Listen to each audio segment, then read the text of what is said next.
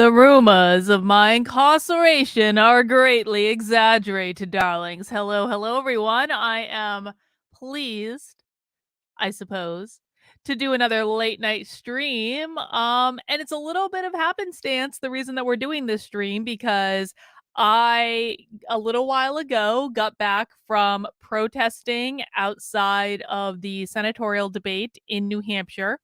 And the reason I didn't do a 5 o'clock stream today was because I had to go to the protest for basically what happened is there was a Senate debate tonight in New Hampshire, about 20 minutes away from my house, actually, not that far away. Between Don Bolduc and Maggie Hassan. And of course, the Libertarian candidate, Jeremy Kauffman, was excluded from the debate because both of the two-party candidates are so terrified to debate Jeremy, and the media establishment definitely doesn't want Jeremy in the debates because Jeremy isn't cutting them $100,000 ad buy, and so he was cut out of the debate entirely. And so the Libertarian Party of New Hampshire and a bunch of Jeremy supporters actually showed up to protest. And wouldn't you know it, we were the only people there who weren't paid to be there. This is how politics works. We're going to get to Biden's speech in a second.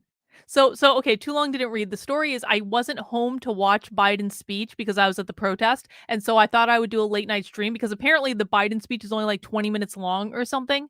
So we're going to knock that out. Phil says bail money, or at least enough for a cell or a phone call. Thank you, Phil. I appreciate that. Well, someone did get arrested. It wasn't me. But the story of how he got arrested is actually really interesting. But so I just want to back up and I want to talk a little bit about politics because it is so fake. It is so incredibly, undeniably fake. Do you know what happens at these events, guys? Because I've now been to, I've been to a metric F ton of political events just because, like, I went to so many events in 2020 that it was just like, it was a lot. But I want to speak specifically to the events that I've been to lately in New Hampshire surrounding Jeremy's Senate run. And because here, let me explain to you guys what happens at these events. So what happens is the campaigns, both Democrat and Republican, pay people to be there and they bust them in. There were no organic supporters for Maggie Hassan at the debate last night or the other day when we were at NHPR. The Don Bolduc supporters, so with Maggie Hassan supporters, every single one of Maggie Hassan's supporters is paid to be there. Every single one. Not a single one of Maggie Hassan's supporters are remotely capable of articulating to you why they support Maggie Hassan or what she stands for. They have no talking points. They literally, it is the most bizarre thing in the world. It's like these people are pod people. It's like something has taken over their bodies and they literally just show up and they go, Maggie, Maggie, Maggie. And then you go up to them and you're like, what does she stand for? What do you support? And they don't answer you. They don't even acknowledge you. They don't even look at you. And it's because they are paid to be there. They're not real. There was not one real Maggie Hassan supporter there tonight. Those are the Democrats. Now, the Republicans, you have to give the Republicans just a smidgen of credit. Just a smidgen. Not much. Just a smidgen. Because Don Bolduc supporters do actually like Don Bolduc. They know who he is. They are capable of expressing why he's better than Maggie Hassan. They don't know his positions, though. And they are bussed in. That's real. I have photos and videos of Don Bolduc supporters being bussed in tonight to be there for this debate. And I think that that's really ironic because wasn't it Donald Trump who said that that the Democrats were busing people into New Hampshire from Massachusetts in order to vote for Biden. Now, I don't think that that's true at all. That's real. Like, I may, you know, I'm not going to discuss election regularities, but I will say that I never, and I have lived in New Hampshire for 11 years now, actually almost 12 years. I have never thought that there was any credence to the fact that people were just bussing all these people in from Massachusetts. It just doesn't work like that. It really doesn't. But what is ironic about it is Don Bulldog supporters tonight were literally bussed in. They had shuttle buses that were bringing them in. No joke. But Don Bulldog supporters at least know who he is. I don't they may get like something to be there. So actually no, some of them were paid to be there. I know because they came over and told us. So there were absolutely Don Bulldog supporters who were paid to be there tonight as well. And I think many of them got like something. It may not have been a lot. It may not have been as much as the Maggie Hassan supporters got, but a lot of them were getting something. And so what happens is they bring all these people in and all these supporters set up all these big signs and they stand out for like 2 hours chanting at an empty building. It's the most bizarre thing in the world. It is like you're watching a movie set. It's like you've got the full line of Maggie Hassan supporters, you got the full line of Don Bulldog supporters, and they're all facing an empty building and chanting at it and holding up their signs and making lots of noise. And they're not convincing anyone because there's no one around. But you know what they're doing it for is for the photo op. It's all for the photo op. That is literally all they care about. This is how fake politics is. They pay people to be there. No organic support at all. All of Jeremy's supporters were organic. Like none of us are paid to be there. They line them all up. They all make lots of noise to make it seem like they're all excited, just so the candidate can drive in and they get the photo op of the candidate going through the crowd and like high-fiving and doing all this stuff. And then they shuttle the candidate into the building. And then as soon as the candidate is in the building, it is like it's all synchronized. It's the vans come in. All of a sudden, it's like a flash. It's like within a minute. As soon as the candidate's in the building, the signs come down. Everyone stops clapping. Everyone stops cheering. The vans pull in, and then they just load all of their signs into the van, and everyone leaves. And there was still an hour to go before the debate, and everyone had left because the candidates were already in the building. And so there was no point in them being there anymore because it's not about real support. It is simply and exclusively about the photo op. It is the most bizarre thing in the world. It's like it's all stage managed. So a couple eventful things now, and I promise we're going to get to the Biden speech in a second. I'm debriefing from the protest that I was at tonight right now. While we're waiting for people to come in, then we're going to watch the Biden speech and then I'm going to go to bed. So I was just having a ball because what I like to do, I was taunting Maggie. I'm an equal opportunity taunter. Okay. I was taunting Maggie Hassan supporters the other day at NHPR. And today I was taunting Don Bulldog supporters because I want Jeremy Kauffman to get as many votes as possible. And in order to do that, I'm sorry, Don Bulldog supporters, we have to take votes away from Don Bulldog. I'm sorry. It's just the way it goes. And so I was taunting like a mad woman tonight, and I was not the worst one there by a long shot. So what I was doing is, and they really hated this. So many Republicans tonight called me a Democrat or a leftist or a socialist because they all think because of my haircut that I'm a Democrat. So I would go up to them and I would get like right close to them, close enough so that I'm not touching them, but like I'm invading their personal space because what I want to do is I want to get power over them. So I walk right up to them and I go, how many votes do you think Jeremy Kauffman needs to get to make your candidate lose? What percentage of the vote do the Libertarians need to get so that Don Bulldog loses? Do we need to get 1% of the vote? Do we need to get 3% of the vote? Should we start a betting pool to see who gets the closest to what percent of the vote we need to get to make your candidate lose. Oh my God, do they hate that? Oh my God. In fact, I pissed one guy off so much. This guy was about to spit on me. I swear to God. I was sitting there like, and I was like this, I was like this far away from him. And I'm looking him in the eye and going, "We're gonna make your candidate lose. We're gonna make your candidate lose. How does it feel that we're gonna make your candidate lose? How do you feel about that?" And they go, "Libertarians will never win." I say, "It doesn't matter if we don't win. We're gonna make your candidate lose. How does that feel? What percent of the vote do you think we need to get to make your candidate lose?" And this guy got so pissed that he hawked a loogie. He went, I can't do that. I can't do the spit thing. But he like it was so loud. He hawked a loogie and he's staring at me. He's like staring daggers at me. And you could tell he was about to spit at me.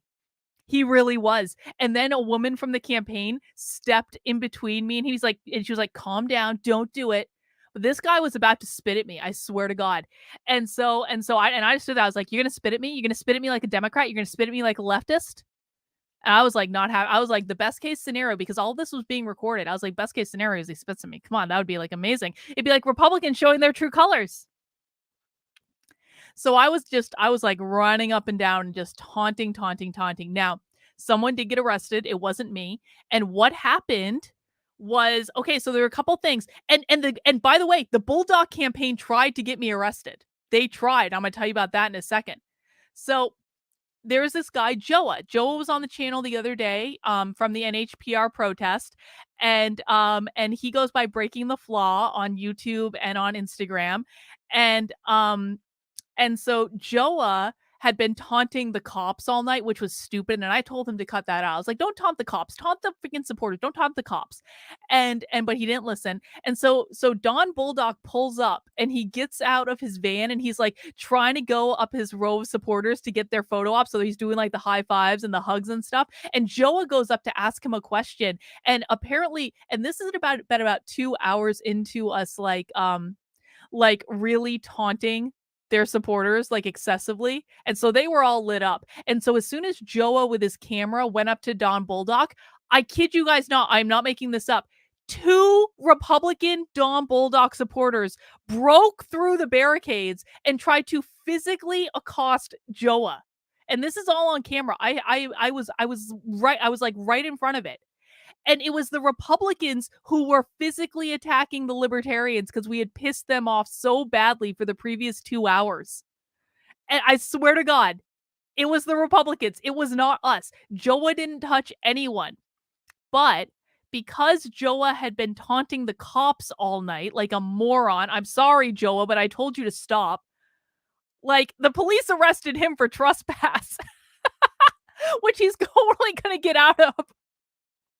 But it was incredible to watch that we had actually teed up the Republicans so much that Don Bulldog supporters tried to physically accost someone. It was amazing. Phil W., did he swallow if he's so committed? The guy who was going to spit at me? I don't know if he did. I think he did. I think so. I don't know. But so at the same time, and this is the last story, and then we're going to get into the Biden speech for everyone waiting for that. So at the same time, I ended up getting really close to Don Bulldog too, and there was a perimeter like around where we were, and you were allowed to be on the grass, but you were not allowed to be on the concrete because the concrete was private property or something.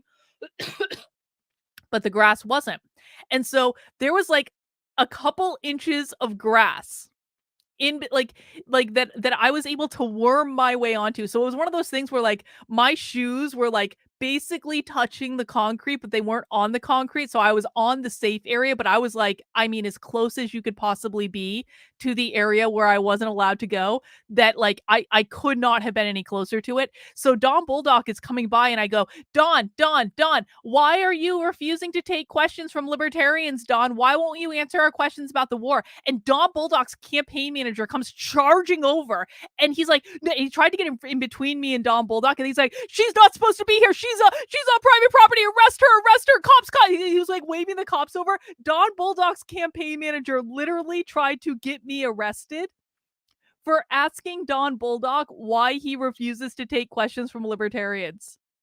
That really happened tonight. Stunning and brave Republicans. Stunning and brave. So it was a good night. I felt good about it. I had just a ball. Like Republicans, like you guys need to. I'm gonna give like Republicans like the best advice I'm ever gonna give them in their lives right now. You guys need to toughen up. I really mean this. Like if someone is taunting you, you don't resort to like middle school insults. You got to be more artful about this stuff, man. Because like we don't care. And here's the thing: is like Republicans really believe that libertarians believe that Republicans are better than Democrats. I don't know where they've been given this idea, Dave Smith. I don't know where Republicans have formulated the idea that libertarians generally believe that Republicans are better than Democrats, because most of us, at least in New Hampshire, do not in any way. We don't think they're any different. And so, like, Republicans tried to call the manager on me tonight. They were like, I had one woman come up to me and she was like, I just cannot believe this poor behavior. And she was like, she told me, she was like, I have been making phone calls all night talking about how bad your behavior is. I was like, really? Did you want to report me to the manager? Because the chair of the LPNH is right over there. And the chair of the LPNH is like this big burly dude who was like open carrying. I was like, he's right over there. You can report me to the manager over there if you don't like my behavior. This was like, oh, I've been making phone calls tonight to tell people how poorly you are behaved. I was like, okay. But I love this stuff. I got to tell you guys, if you ever have the opportunity to go to a protest and to taunt people and to just like make yourself feel powerful and to just like really not give a fuck, it is one of the most empowering things in the world. It's kind of be like maybe you might be meeker in real life, maybe you might not always like be the person who's going to be confrontational, maybe you're afraid of confrontation. But I'll tell you what, man, put yourself out there, because most people are so weak that they won't do anything. You can go up to them. And I was going up to like these big burly guys and I was standing directly behind them being like, we're going to beat your candidate. We're going to beat your candidate. How do you feel about the fact that we're going to kick your candidate's ass? We're going to make your candidate lose. What percent of the vote do you think we need to get to make your candidate lose? Just being totally calm, but just like saying it like literally right in their ear. They don't do shit.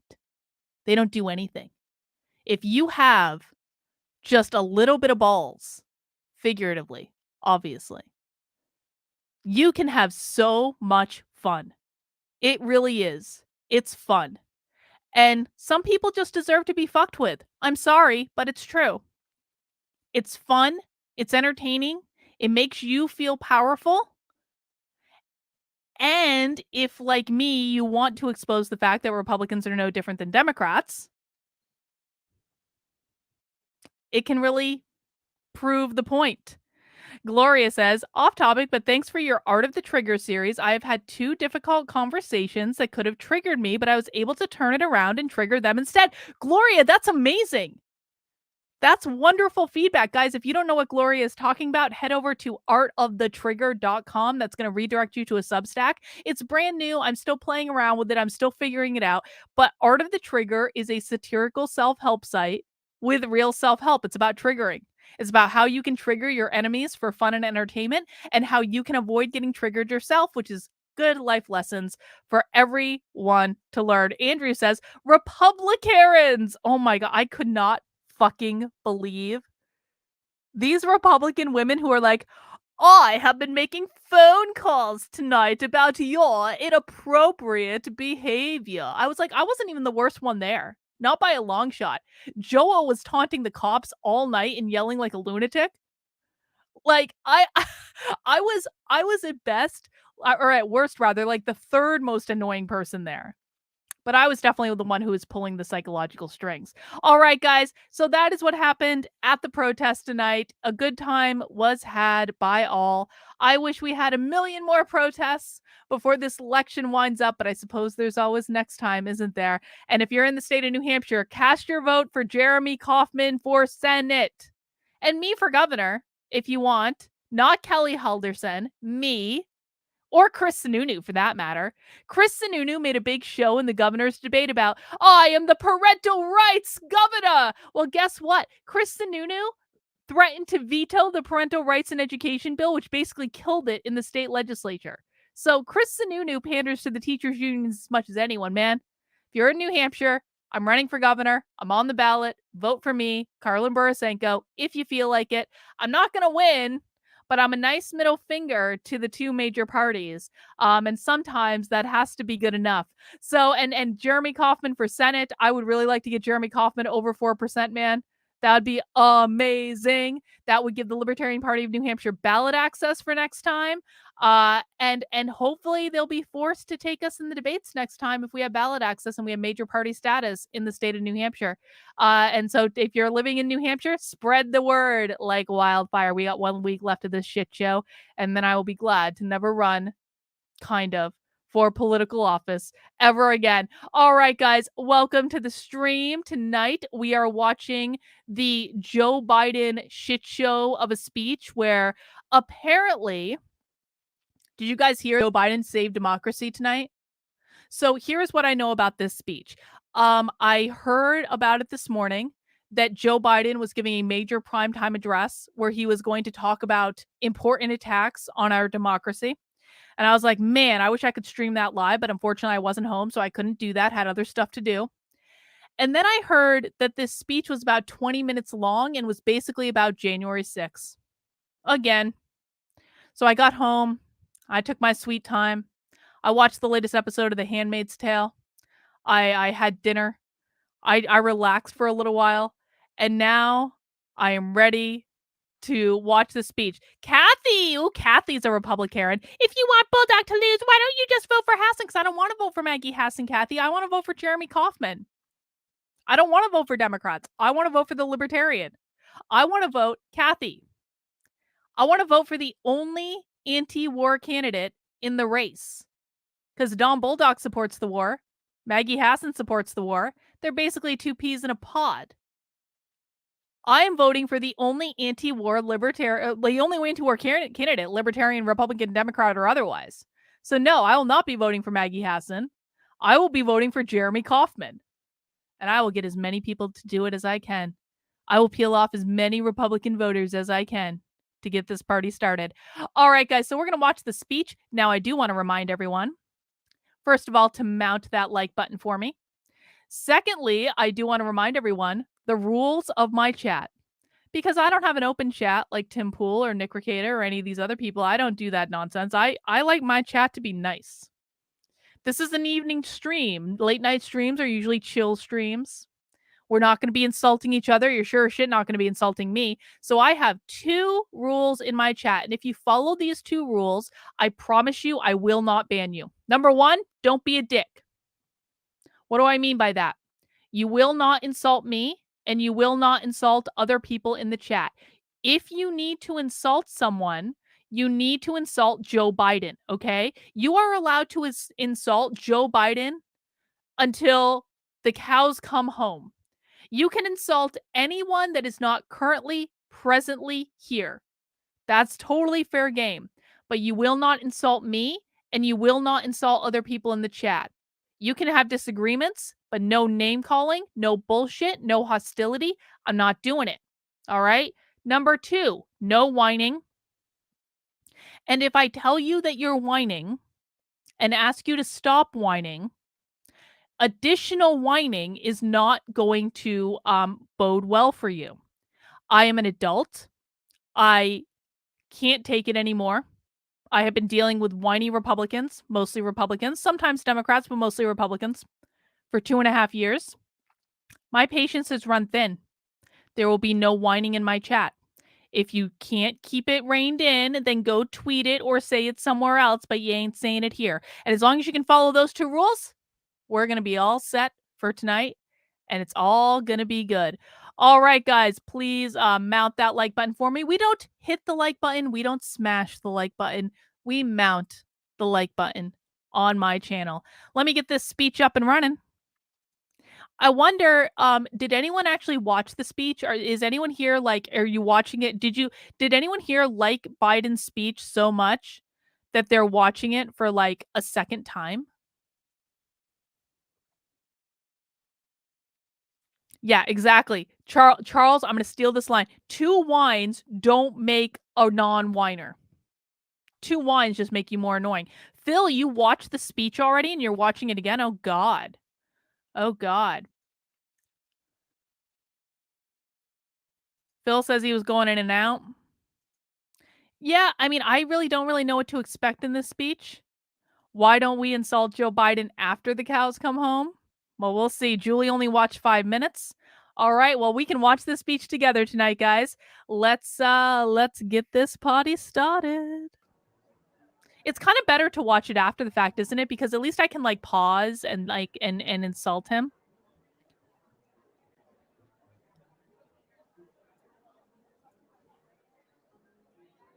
Yeah, I don't know why Phil's watching this again. All right, let me fast forward.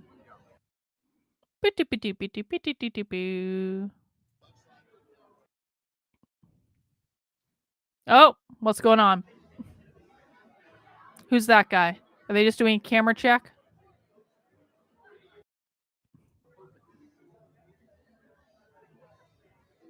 We know it's not Biden yet because they don't have the symbol on the podium. Okay. Oh, there he goes. Okay, okay. They don't still have the symbol on the podium.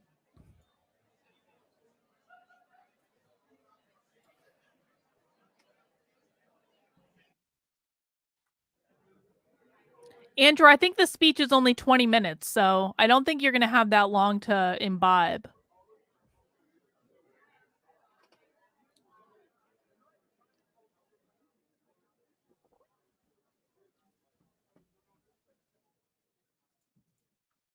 Ooh, it got quiet. Why didn't they put the presidential seal on the podium? Ladies and gentlemen. Is this the best hang on. Is this seriously the best production value that these people can do? Did they must have fired that guy from the speech in Philadelphia, right? At least that had ambiance. Now it wasn't good ambiance. It was 1984 ambiance or V for Vendetta ambiance. But at least there was ambiance at the speech in Philadelphia. This is like, you know what this is?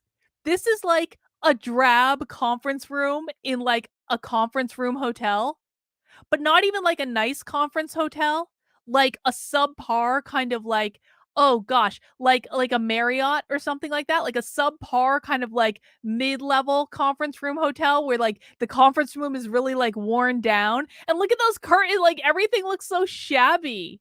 This is so shoddily put together.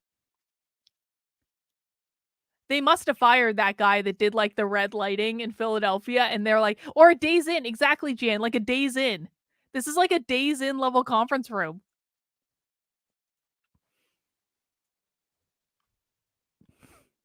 They don't even have Biden's presidential seal on the podium. Someone forgot to put that in. Please, thank you. Do you guys notice all of those flags? Hang on, look at this. All of these flags have just been removed from their box. You can tell because they still have the folds. This flag still has the fucking folds. Good evening, everyone. Just a few days ago, a little before 2:30 a.m. in the morning, a man smashed the back windows and broke into the home of the Speaker of the House of Representatives, the third highest ranking official in America. He carried in his backpack zip ties, duct tape, rope, and a hammer. As he told the police, and a hammer. Now, if anyone missed last night's episode of Nothing Remotely Controversial, I've got a great, like, what? Okay, even if you don't believe in psychics, and I know some of you don't believe in psychics, but even if you don't, I promise you it is worth watching the first half of Nothing Remotely Controversial because, yes, exactly. Hammer. Because we spent a good half hour on this Pelosi thing, and we are convinced that it is not as it seems. He had come looking for Nancy Pelosi to take her hostage, to interrogate her, to threaten to break her kneecaps. But she wasn't there. Her husband, my friend Paul Pelosi, was home alone. The assailant tried to... And it is all the fault of Donald Trump and those evil right-wing MAGA supporters. Am I right about where he's going? That's what he's about to say, right? Because like this is like serious Biden, where Biden has like just been like jacked up on like whatever shit they pump into him to make him be functional for like half an hour. So Biden has like a lot of energy right now. He's about to go, this is all the fault of Donald Trump and those evil January 6th insurrectionists. to take Paul hostage. He woke him up. He wanted to tie him up. The assailant ended up using a hammer to smash Paul's skull. Hammer. Thankfully, by the grace of God, Paul survived. All this happened after the assault. And it just, it's hard to even say. Biden just lost the It's hard to teleprompter. even say. After the assailant entered the home asking, where's Nancy? Where's Nancy? Those are the very same words used by the mob when they stormed the United States Capitol Oh my on God! January the 6th. Are you shitting me?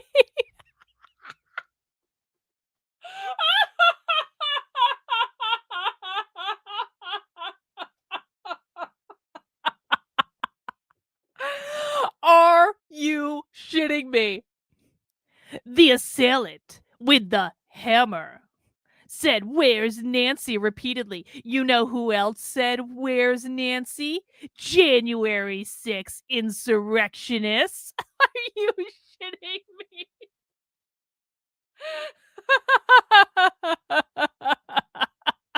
Let's just watch that again. That was a classic. And it just, it's hard to even say.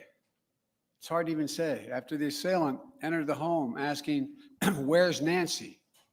Where's Nancy?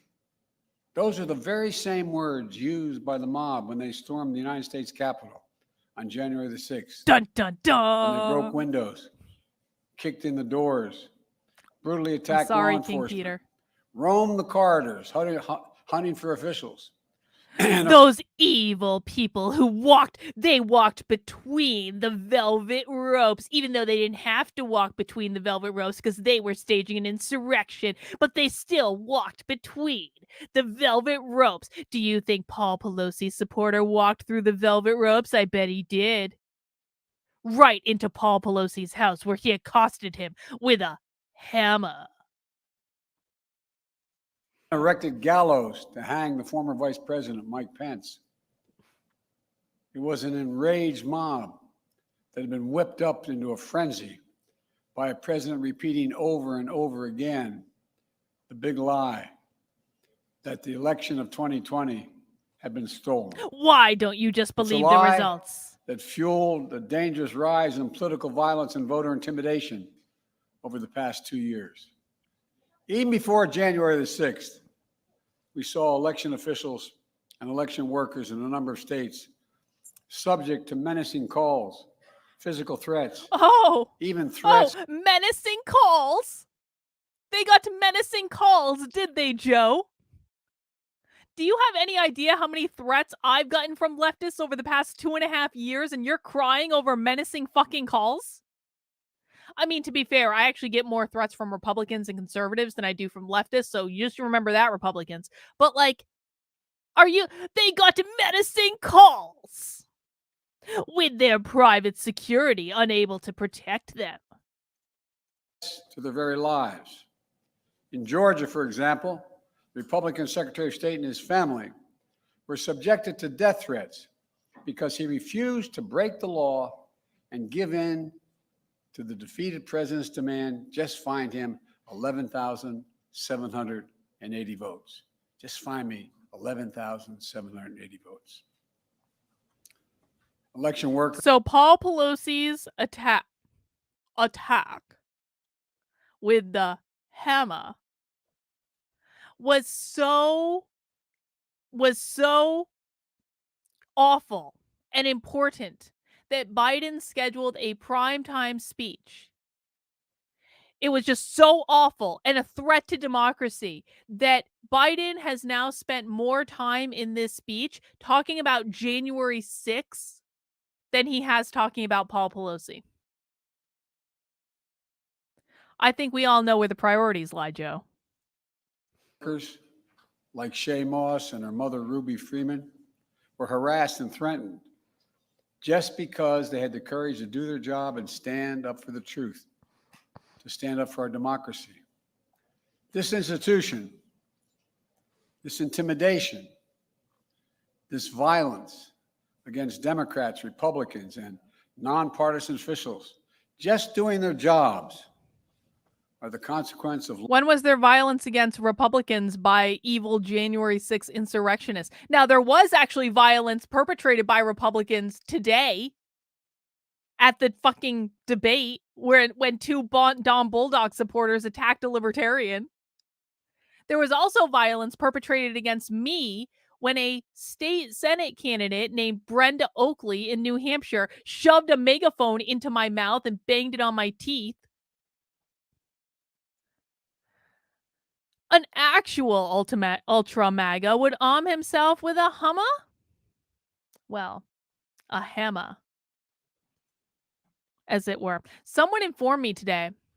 So Joshua and I were having a debate last night. We were like, do they even make, I'm sorry, I'm going to use the word, do they even make dildos like durable enough so that they could crack someone's skull? Well, someone today in my locals community call did inform me that they do in fact make some hammers out of like crystals, like crystal. And this is heavy. If I hit you in the head with this, it's going to fucking hurt. So if they make hammers out of crystal, then conceivably, yes, it could actually crack someone's skull. Lies told for power and profit, lies of conspiracy and malice, lies repeated over and over to generate a cycle of anger, hate, vitriol, and Biden even violence. is seething. In this moment, we have to confront those lies with the truth. The very future of our nation depends on it. My fellow Americans, we're facing a defining moment, an inflection point. We must, with one overwhelming, unified voice, speak as a country and say there's no place for voter intimidation or political violence in America. Why can't you just accept our narrative? Why can't you just accept that I am really the president? Why can't you all just bend the knee and admit that I beat you? Why can't you just give me the... We produced a whole January 6th show trial.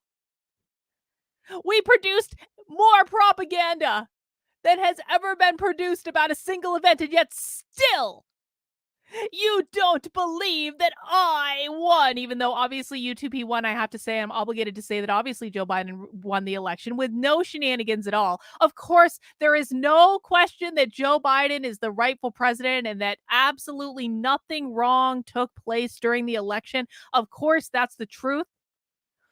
And because that's the truth, that's why Joe Biden has to keep giving speeches where he is angry about the fact that people are just not accepting reality. It's quite something, isn't it? When someone is just like beating their head against the wall, desperate to convince you that something is true. If it was so obviously true, then why do you need to work so hard to convince people that it's true? The man doth protest too much, methinks. Whether it's directed at Democrats or Republicans. No place, period. No place ever. I speak today near Capitol Hill, near the U.S. Capitol, the citadel of our democracy. He speaks today at the DNC. Midterm elections, from our economy, to the safety of our streets, to our personal freedoms, the future of healthcare, Social Security, Medicare. It's all important. But we'll have our differences. We'll have our difference of opinion. And that's what it's supposed to be. But there's something else at stake. Democracy itself. I'm not the only one who sees it. Recent polls have shown that overwhelming majority of Americans believe our democracy is at risk, that our democracy is under threat. They too see that democracy is. I think that democracy is under threat by media organizations like New Hampshire Public Radio and WMUR, who purposefully exclude candidates who are on the ballot from the debate because they don't feel like dealing with those little people. You can't be exposed to ideas that we don't want you exposed to. I personally think that excluding third-party candidates who are on the ballot is a far bigger threat to democracy than Joe Biden begging and pleading with those evil MAGA insurrectionists to please, please, please just believe my version of the story. Maybe that's just me. On the ballot this year, and they're deeply concerned about it. So today, I appeal to all Americans, regardless of party, to meet this moment of national and generational importance. We must vote, knowing what's at stake and not just the policy of the moment, but institutions that have held us together as we sought a more perfect union are also at stake. We must vote knowing who we have been, what we're at risk of becoming. Look, my fellow Americans, the old expression, freedom is not free. It requires constant vigilance. From the very beginning, nothing has been guaranteed about democracy in America. Every generation. So I do have to give him credit from the Philadelphia speech because at least he's not like banging his fists and going, ah. But does anyone else think that Joe Biden looks angry? He looks angry to me. This is not endearing. I feel like I'm being sneered at by my drunken uncle who's like, ah. He's sneering. He's like seething. It's just not attractive. I don't understand. Does anyone else see this? Like, am I making this up? This is not appealing to voters, Joe. You're basically like yelling at us. We don't like you anyway, because you're costing us a lot of money with this inflation nonsense. Although, to be fair, Trump's responsible for some of that too. Fine. Using yet another primetime speech to talk about January 6th again. Okay, so serious question. Do Democrats really think that they are convincing anyone about January 6th at this point? Because it has been almost 3 years. Am I wrong about it? Has it been almost wait, no, hang on. 2021, 2 years. Sorry.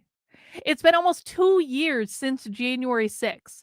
I'm pretty sure that like people are pretty entrenched in what they believe happened. I know what I believe happened because I was effing there. And I don't think anyone else is changing their minds at this point.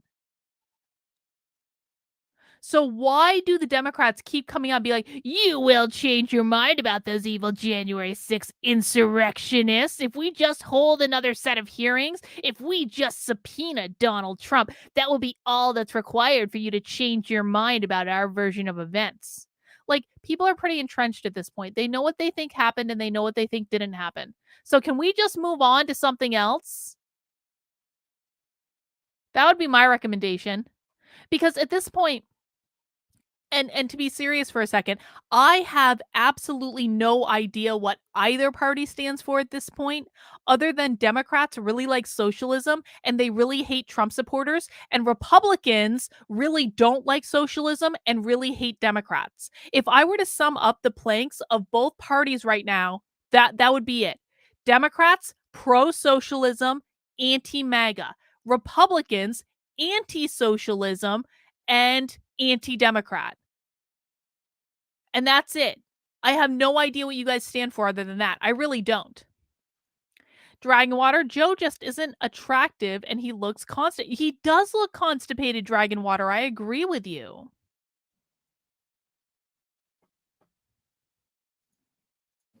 Has had to defend it, protect it, preserve it, choose it. For that's what democracy is. It's a choice, a decision of the people, by the people, and for the people.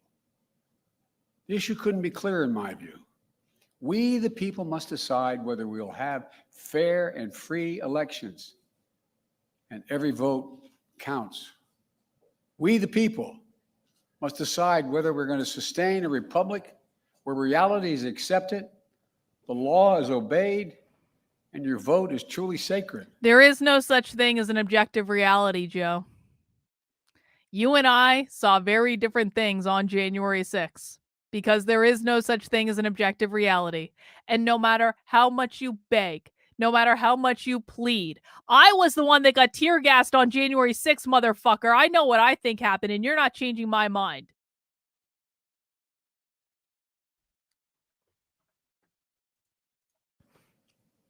We, the people, must decide whether the rule of law will prevail or whether we'll allow the dark forces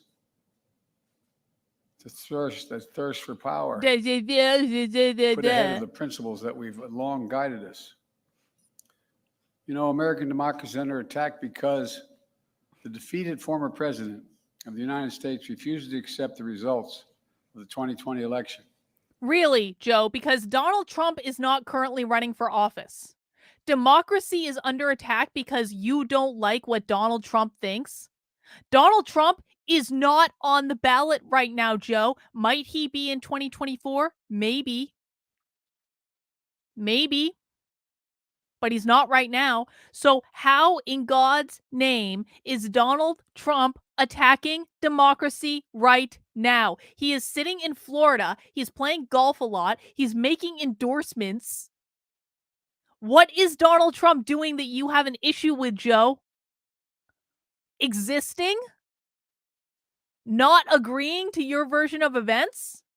Not bending the knee and saying, yes, Joe, yes, you campaigned from your basement and you obviously beat me with that stunning campaigning from your basement all year. I bow down to you, Joe. I concede. Is that what Donald Trump's doing? You don't like what Donald Trump thinks and you think that that's a threat to democracy? I would say it's a little bit of projection, Dragon Water. Do you know what makes me believe that there were, and obviously there were no election shenanigans. I'm hypothesizing right now, YouTube. Obviously, many people, including Joe Biden, think there was no election shenanigans, and obviously those people are probably right. But just to play out a thought experiment, because it's just a thought experiment, do you know what would make me question the results of the election more than anything else?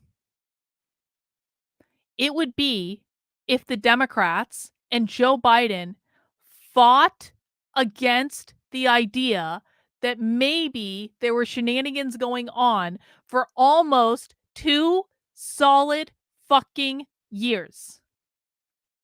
Because if it is so clear cut that nothing happened, and I'm sure nothing did happen, I'm sure everything was fine, this is just a thought experiment, but if it was so clear cut that nothing happened, then why are you continuing to try to convince people that nothing happened? It should speak for itself. It should be self-evident.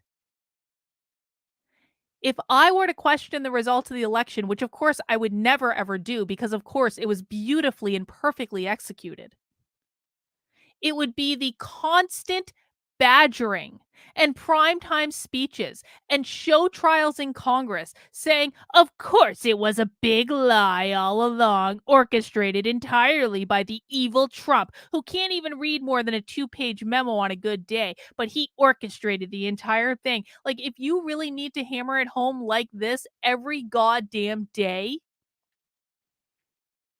That is the type of thing that would make me say, why do you care if I believe you or not? What difference does it make?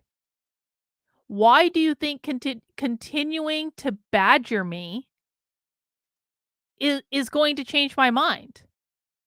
It makes no sense at all. It's a horrible strategy. If he refuses to accept the will of the people, he refuses to accept the fact that he lost. Donald Trump refuses to say he lost, and therefore democracy is under attack. Sin says, don't protest too much. Exactly. If Joe Biden had never read Shakespeare, which of course Joe Biden would never do,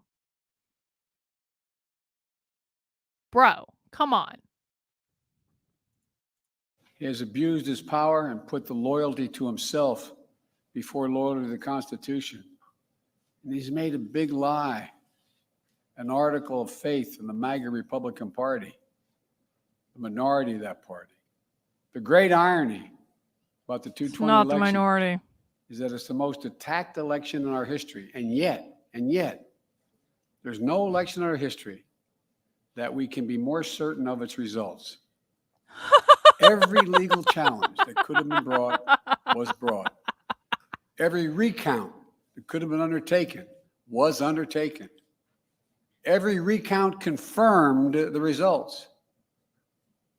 Wherever fact or evidence had been demanded, the big lie has been proven to be just that, a big lie, every single time. Yet now, extreme MAGA Republicans aim to question not only the legitimacy of past elections, but elections being held now and into the future.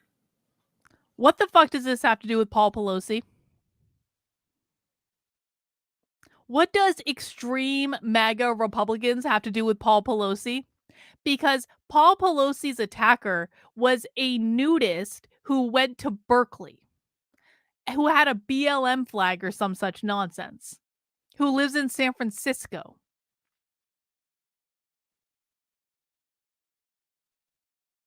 What does this have to do with how Joe Biden started this speech in any way? Nothing, of course, nothing. The extreme MAGA element of the Republican Party, which is a minority of that party, as I said earlier. No. But wrong. It's its driving force. Wrong. It's trying it's not a minority of the party. Where they failed in 2020. To suppress the right of voters and subvert the electoral How? system Donald itself. Trump isn't on the ballot. That means denying your right to vote and deciding whether your vote even counts. Instead of waiting until an election is over. Oh. Okay, I know what this is about. Okay, so here's what's going to happen. Because we all know that election night on Tuesday is going to lead to more questions than answers. Can we just be honest about that? The votes are not going to be counted on Tuesday night. So there's going to be a lot of elections and contests that like drag out over the coming days. And the Democrats are going to be like, can't you just wait for us to count the ballots that we're obviously not, shipping in depending on how many we need, because that would never happen.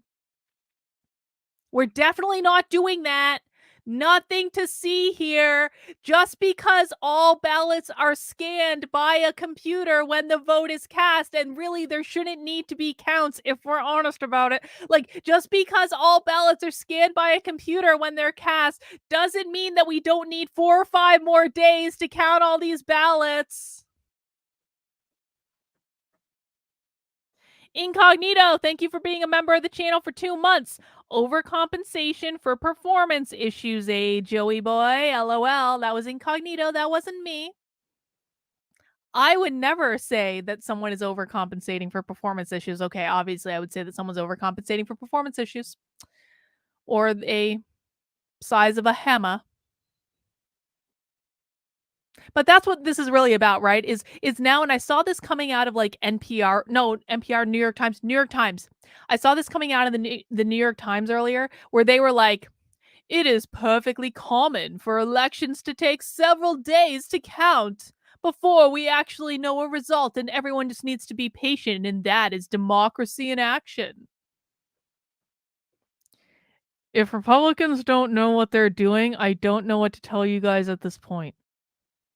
Obviously, the election is going to be perfectly done. But if Republicans don't see what they're doing, ain't no helping you.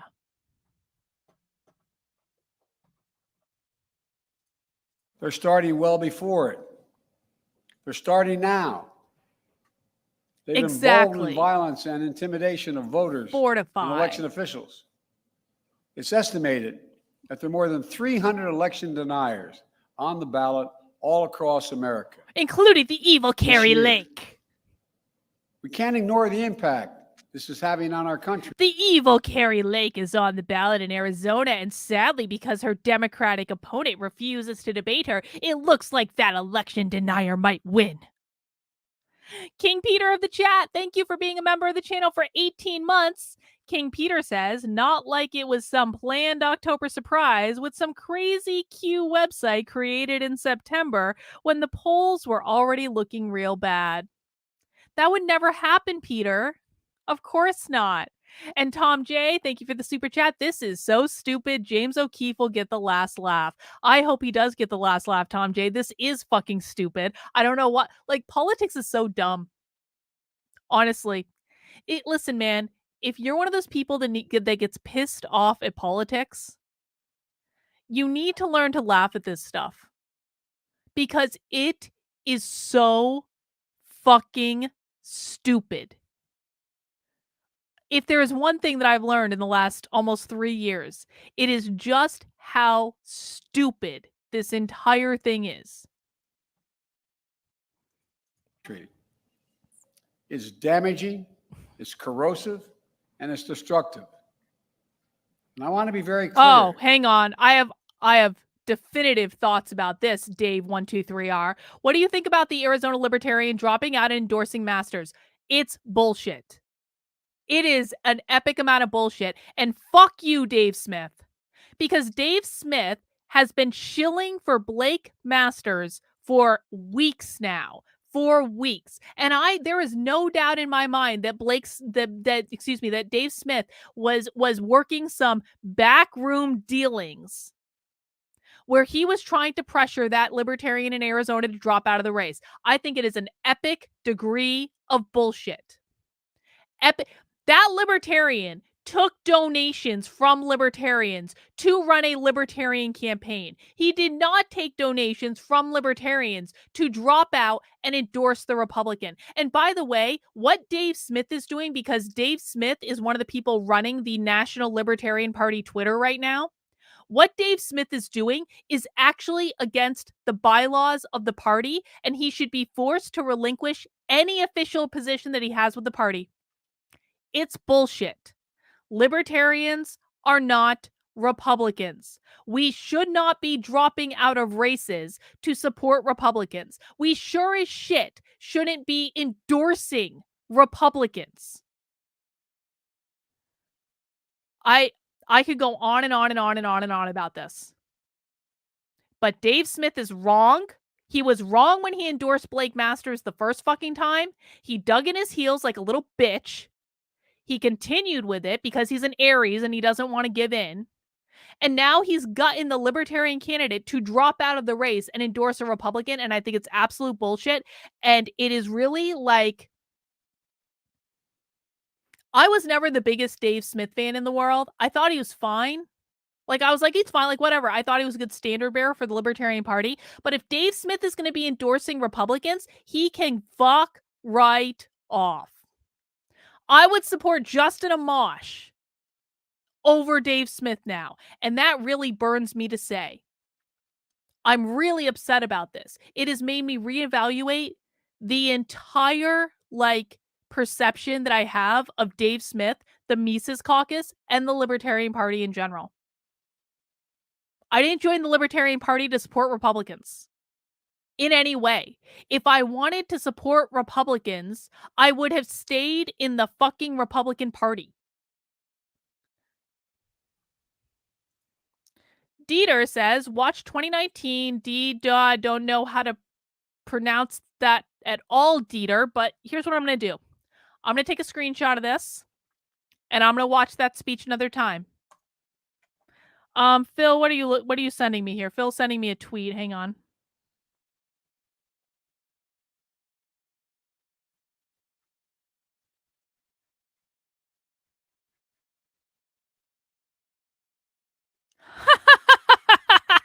Hang on, I have to show you guys what Phil just sent me because it's fabulous. Hang on, we'll get back to the speech in a second. Here is what Phil just sent me.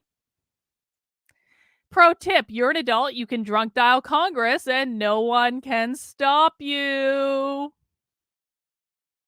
And that is the Arizona Mises Caucus, who, by the way, does not support Mark Victor dropping out of that race either, so far as I understand. So no, I am pretty pissed at Dave Smith. I think it's bullshit.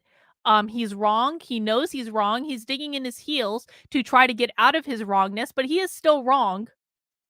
And if this is what the Libertarian National Party, I can tell you there are many people in New Hampshire who are not happy about this. I am not the only one, by a long shot. And so my general opinion on it right now is that I am a New Hampshire first person. My loyalty is to the New Hampshire Libertarian Party and to the Free State Project. And the Libertarian National Party and the Mises Caucus is going to take a back seat until they start fucking acting like libertarians. Maybe it is the case that I am just really spoiled. And I think I could be really spoiled because I came into the Libertarian Party in a time when I happened to just have a lot of really amazing libertarians to learn from, in terms of I came in about a year before the takeover. And so I was in a crash course to understand everything I could about the Libertarian Party and the libertarian culture. And so I had really wonderful mentors. And I had the extra bonus of being in New Hampshire, where I am surrounded by some of the most principled libertarians in the world. And I've listened and I've learned, and I have been around people who have helped me clarify my beliefs and how I see the world and how I think things should be handled. And so I've been really spoiled as a libertarian in this regard. I know not many people have that, but it's been amazing. And because of that, I would never, ever, ever, ever, ever, ever, ever in this fucking lifetime drop out of the race to endorse a Republican. And no, I don't care if he liked Ron Paul at one point in his life, because he's taken $10 million from Peter Thiel now. No. You either lose on your feet or you die on your knees. And I'm not dying on my knees today, Dave.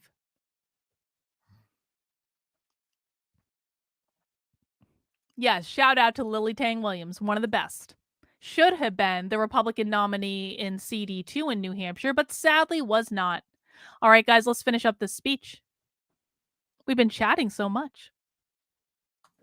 This is not about me. It's about all of us. It's about what makes America, America.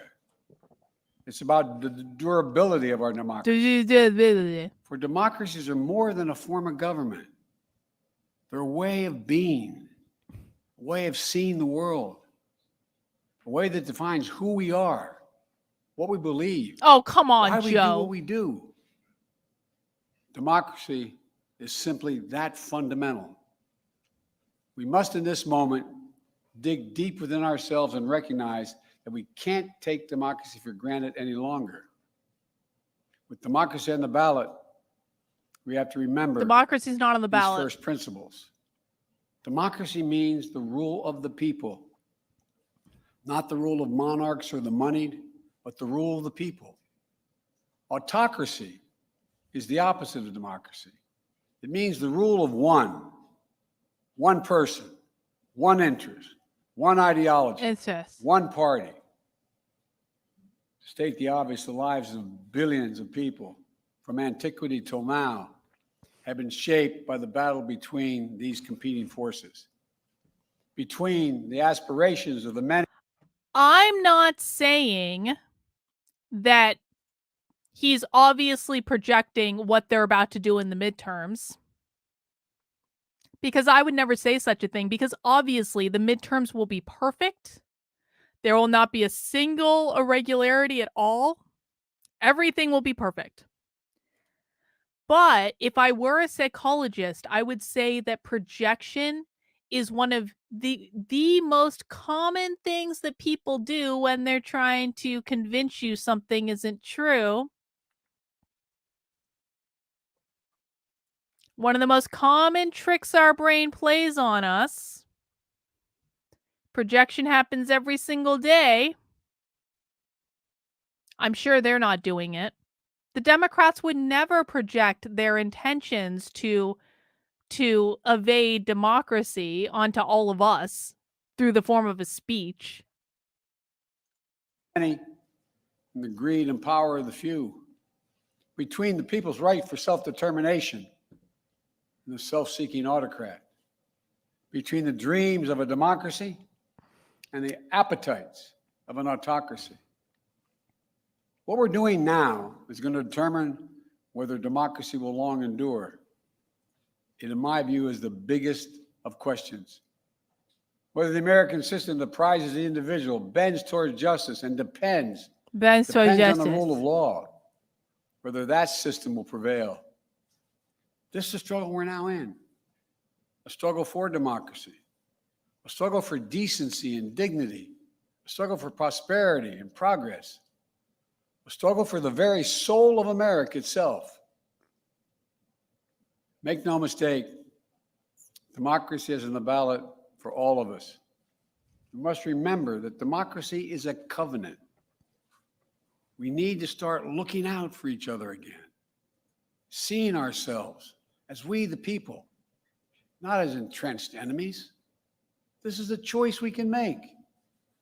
Disunion and chaos are not inevitable. There's been anger before in America.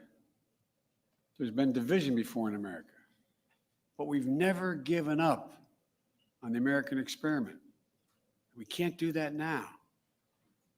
The remarkable thing about American democracy is this: just enough of us, on just enough occasions, have chosen not to dismantle democracy, but to preserve democracy.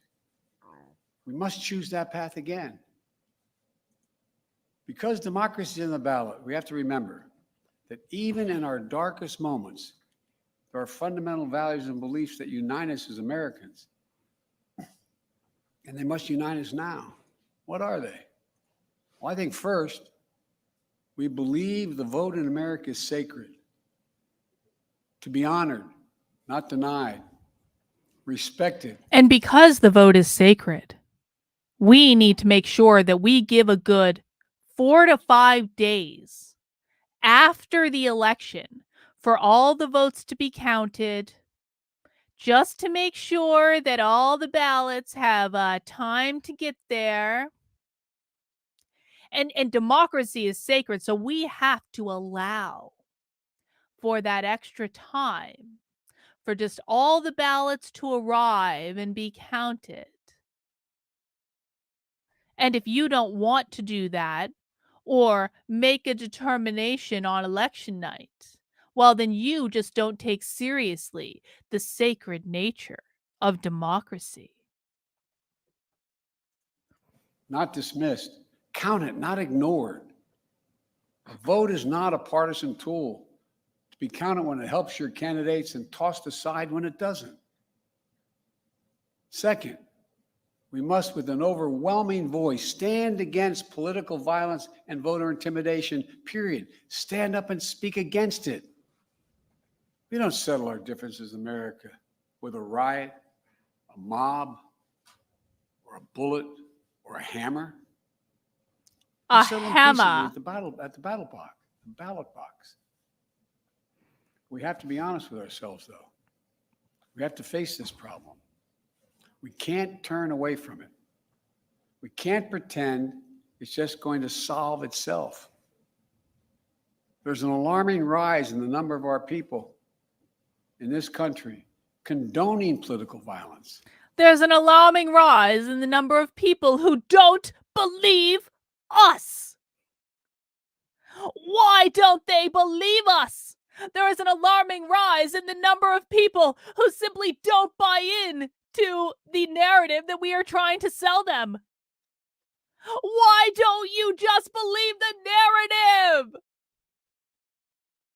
What do I have to do to get you to believe the story that I've been trying to sell you for 2 straight years?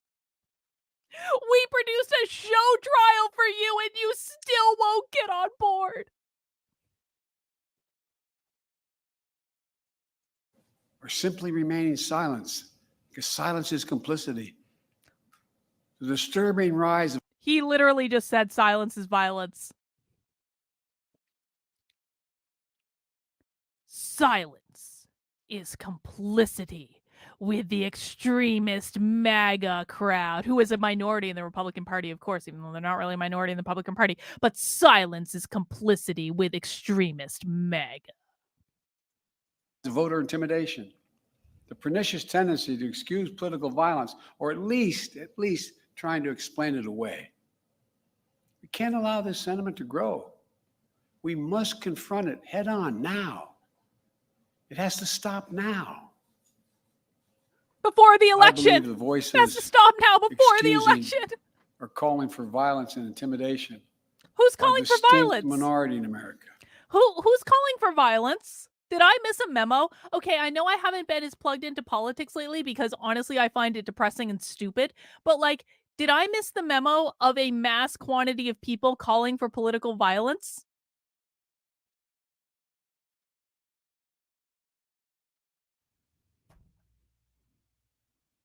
Alexandra, I understand. I understand. We've all done things. I voted for Hillary Clinton. I did. I had to work my way up for months to vote for Hillary Clinton because I really didn't want to, even when I was a Democrat, but I did it. We've all done things we regret. We learn and grow from those experiences. Who is engaging in political violence? Who's advocating for political violence? No one, Joe, except for the Democrat that shoved a megaphone into my mouth because I was using that megaphone to say things she didn't like. God. But they're loud and they are determined. We have to be more determined.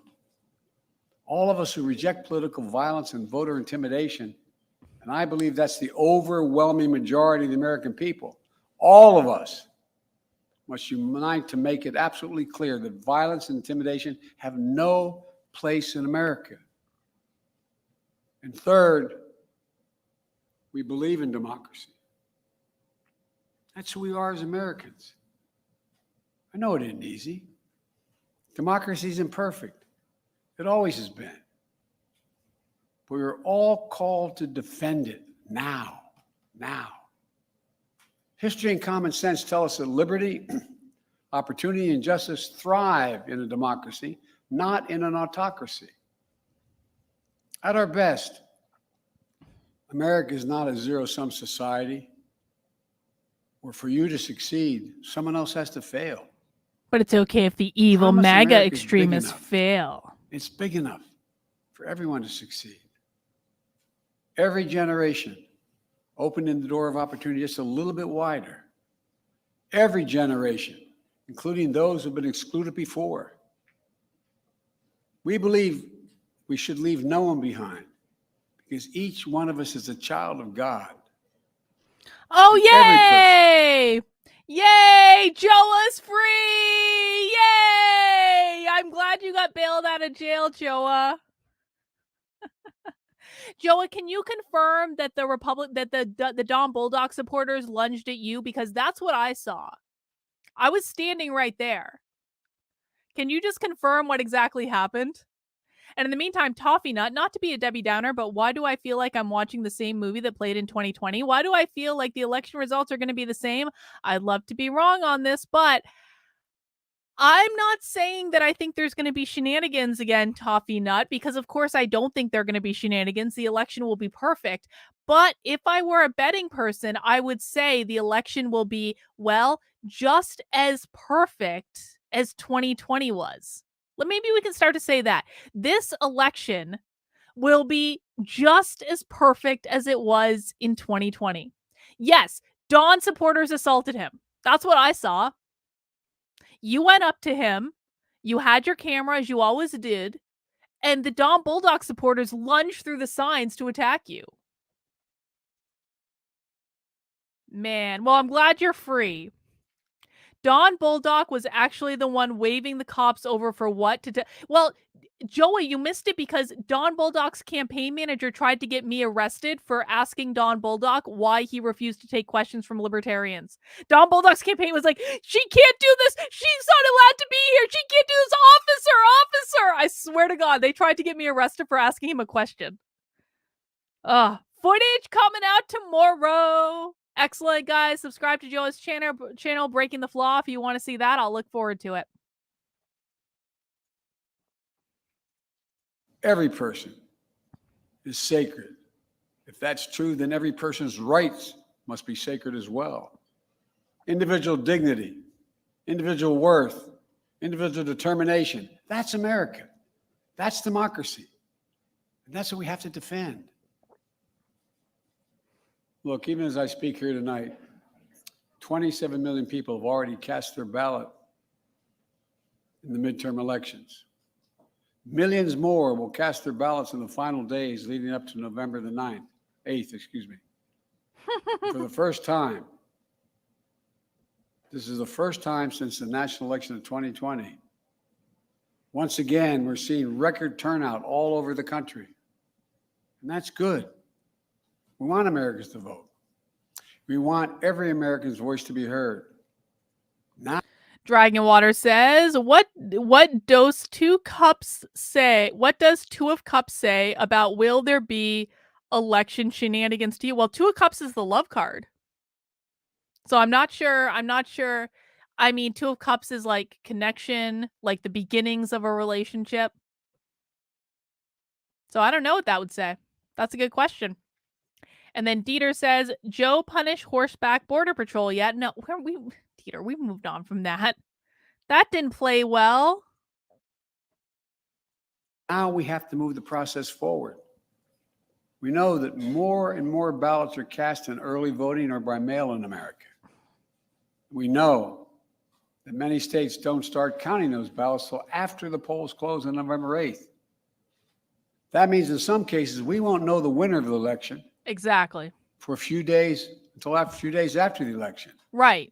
It takes time to count all legitimate ballots. Because we need to make sure we take our time to make sure all the ballots get there. Sometimes the mail just takes time. Sometimes trucks of ballots will come at 4 a.m. All perfectly valid, of course. Perfectly valid. No one's saying there's any shenanigans.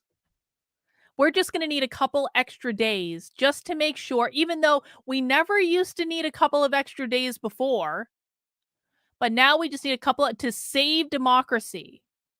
Okay. I'm sure the election of 2022 will be just as perfect as the election of 2020. No one doubts it.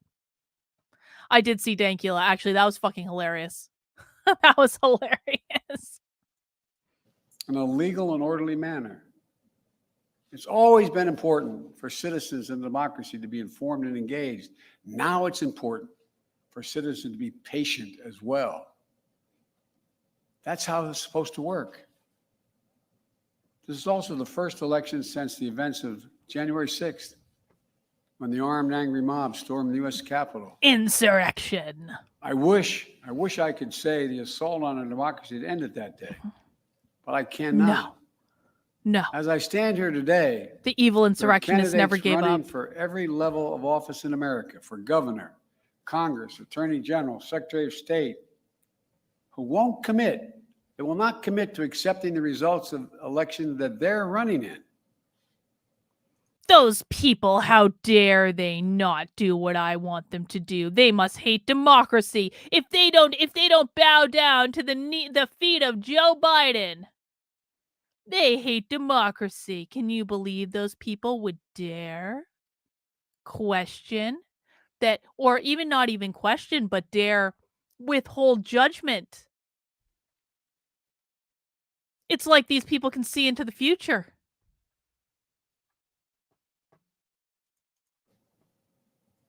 Especially that dissipate the chaos in evil America. Carrie Lake in Arizona. It's unprecedented. It's unlawful. And it's un-American. As I've said before, you can't love your country only when you win. Remember that, This Joe. is no ordinary year. So I ask you to think long and hard about the moment we're in. In a typical year, we're often not faced with questions of whether the vote we cast will preserve democracy or put us at risk. But Really? this year we are. Really? This year. I hope you'll make the future of our democracy an important part of your decision to vote. Vote Democrat. And how you vote. I hope you'll ask a simple question of each candidate you might vote for. Will that person accept the legitimate will of the American people, of the people voting in his district or her district? Do you think that Democrats in Arizona are going to accept Carrie Lake as governor? Because Carrie Lake is going to win governor of Arizona.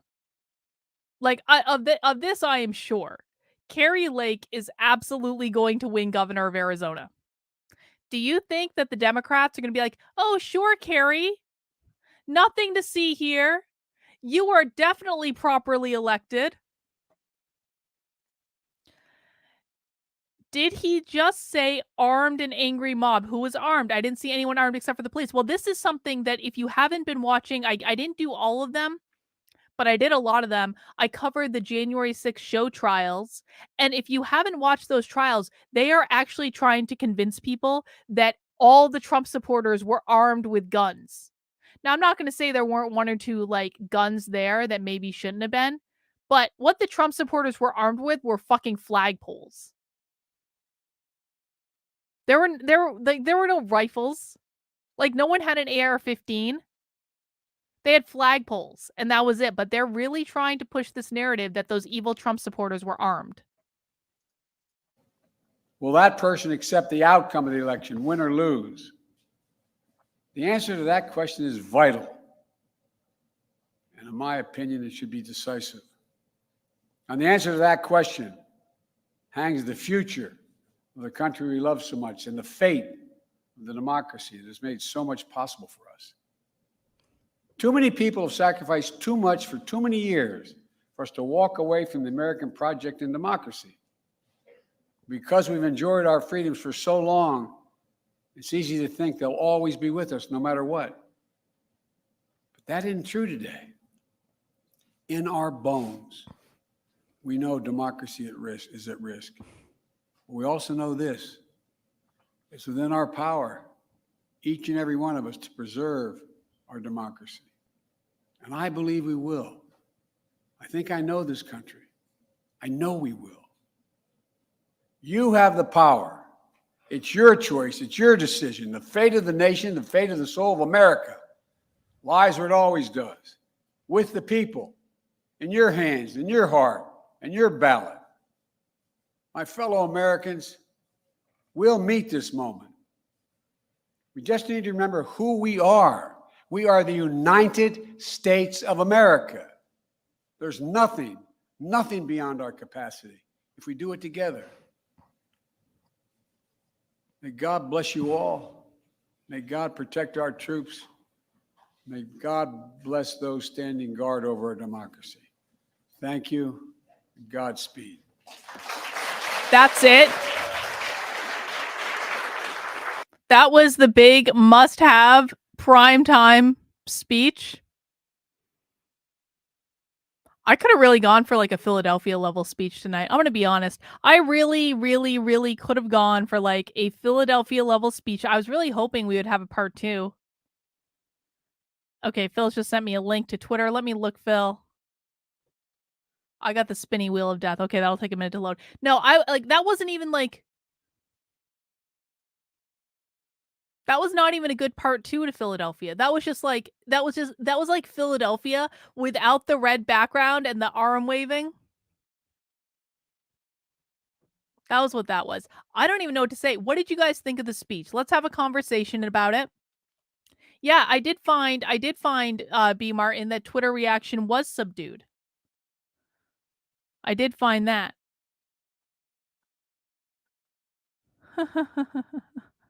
Let me show you what Phil sent me for Dankula. Hang on.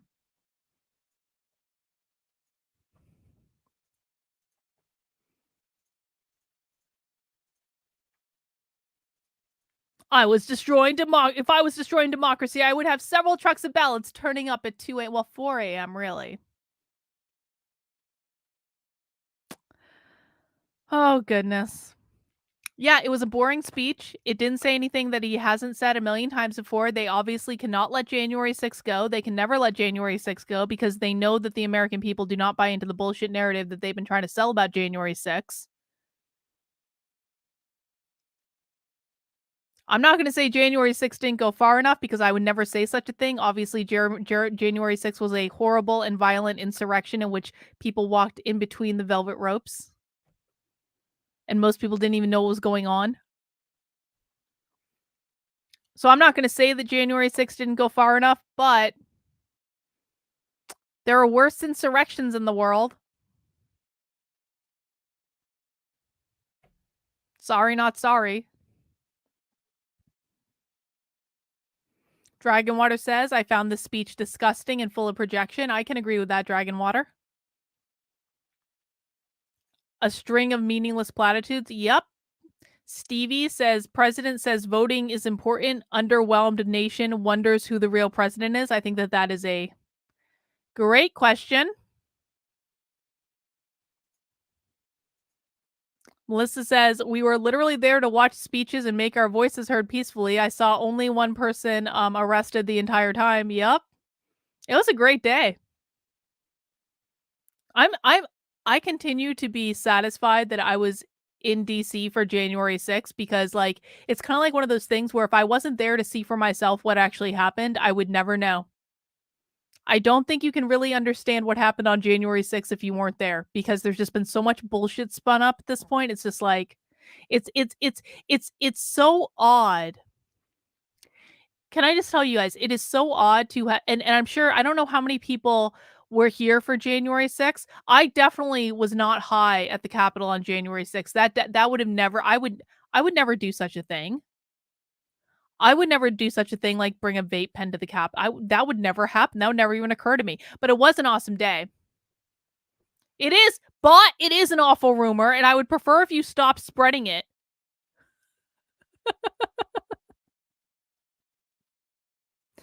It was an awesome day. And I maintain, I said this at the time, and you can go back and watch me on Dave Rubin's show right after January 6th. I said this at the time. There was something beautiful about watching old ladies in their fur coats storm the Capitol.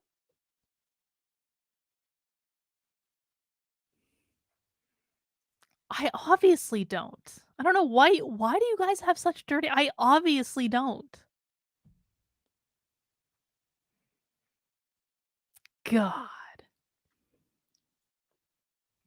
I don't know. Is there anything else we should talk about tonight? Because I don't really have anything to say about that speech other than it was obvious projection of a lunatic who is well dementia ridden, and he probably didn't even remember what he was saying. Probably doesn't even know now what he was saying.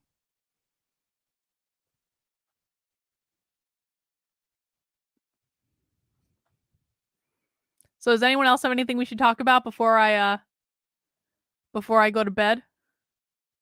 I'm thinking about writing an article tonight for Red Pill Diaries about the difference between heckling Republicans and Democrats.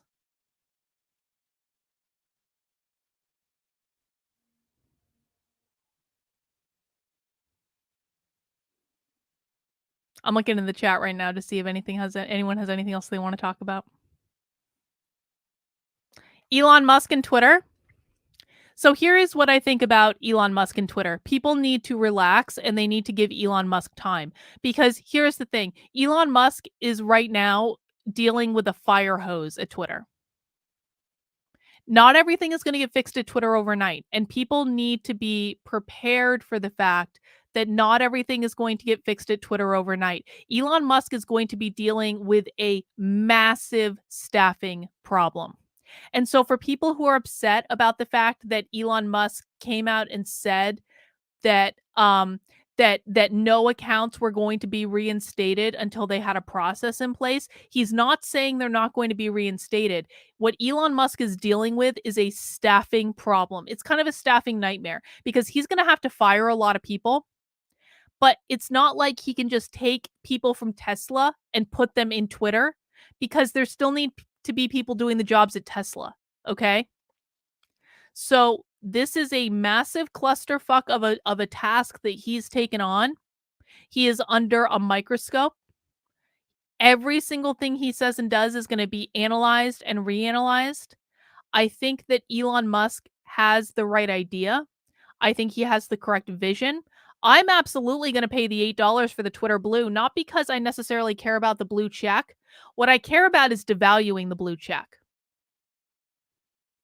I don't think the bourgeois should have a special check and the proletariat has another. I want that thing devalued.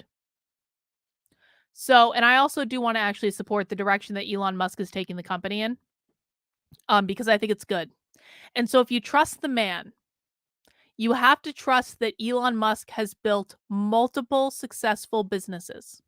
He knows how to do it, but things in corporate America do not change overnight. And you can't just hire a whole new staff and train them in a couple of days. It doesn't work like that.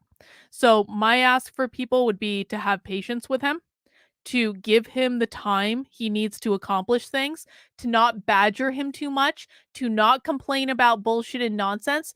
He has got a vision. He has invested $44 billion to accomplish that vision. Let's just trust that he's going to be better than the previous owners and he's going to get it under control, but it might take a little bit of time. Those are my thoughts on Elon Musk. But I'm really excited. Twitter feels fun again. I'm not purposefully trying to break the rules like other people are because I had my account banned for a month over something stupid and I was pretty excited to get it back. And so I'm not frivolously like breaking the rules, and I don't recommend anyone else does either because they could conceivably still get you right now. But I think there's hope. It feels good. I like his spirit. I like his attitude. And I trust him as much as I'm going to trust any billionaire to do the right thing.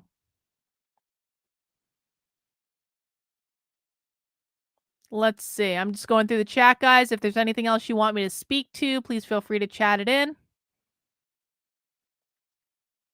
Phil, I haven't really checked it yet just because I've been just like, as soon as our call was over earlier, I had to leave. And so I basically just got home and ate a sandwich and like came up here. So I apologize, guys. If you've emailed me, I have not even checked my email today. So I do apologize for that. I got it. I got a screenshot, Dieter. Don't worry about it.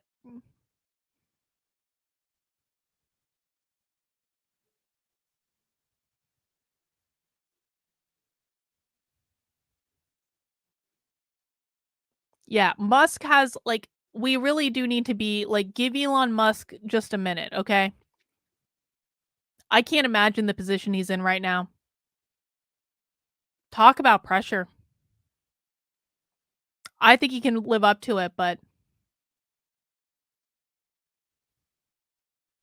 we'll see.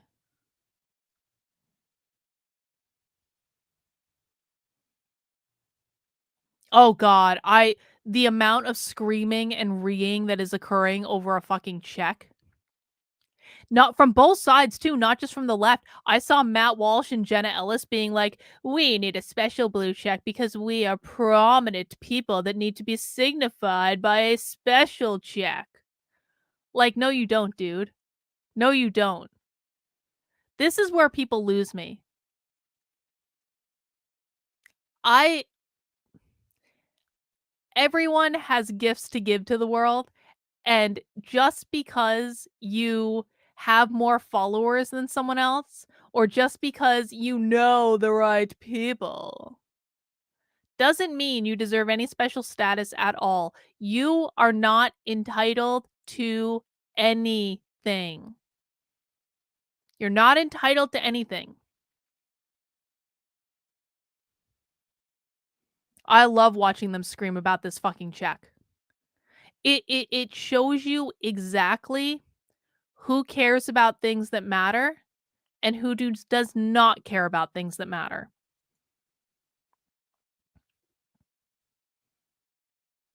And I really do want to encourage people, like, listen, if you believe in Elon Musk, then pay the $8 a month. It is less than a cup of coffee at Starbucks. Because what you're doing, it's not about the $8, it's not about the check, it's not about any of these things. It's about saying, I believe in the direction of this company and I want to support the direction and I want to show through my wallet that I support the direction that you're going in, Elon. And if Elon really fucks it up, then cancel. Because he could. I don't think he will, but he could. But if you can support, like, for the $8 a month, which I think most people can do, and you like, if you use Twitter as much as I do, and you want to like, it is well worth it to me.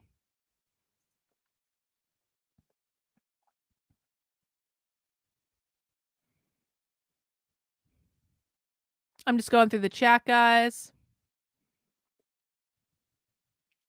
Well, yeah, Stevie, I think this is a great question. We've been told for years that Twitter has no political bias. So why is the left freaking out about this? It's a private company, leftists. If you don't like it, go build your own platform. I don't know why I'm putting on an accent tonight. It's because I've been listening to that narcissist too much. I'm picking up the narcissist fucking voice and inflections. Oh my fucking god. Oh, that's another story for another day. We're not going to talk about that on a live stream. I need to stop listening to that guy. Not that he doesn't have very valuable things to say, because he does, but, like, his voice is getting in my head and it's making me inflect differently, and I don't like it. I don't like narcissists having that type of control over me, darling. God. We need a lot of free thinkers like Elon. We need people to break through and think for themselves. Well, I mean, I would advise everyone to think for themselves, to be honest. Like, listen, man, like, I'm old enough to remember a time when out of the box thinkers were celebrated. And now it just seems as though everyone on both sides is trying to get everyone to fit into their little box. Be creative, be different, be weird, be what Steve Jobs would call one of the crazy ones. Listen, do you guys I used to see this quote all the time, and if you guys don't know the Steve Jobs crazy ones quote, let's just take a second. Let's take a second and remind ourselves of the crazy ones quote. Let me find it. Let me find a good picture of it.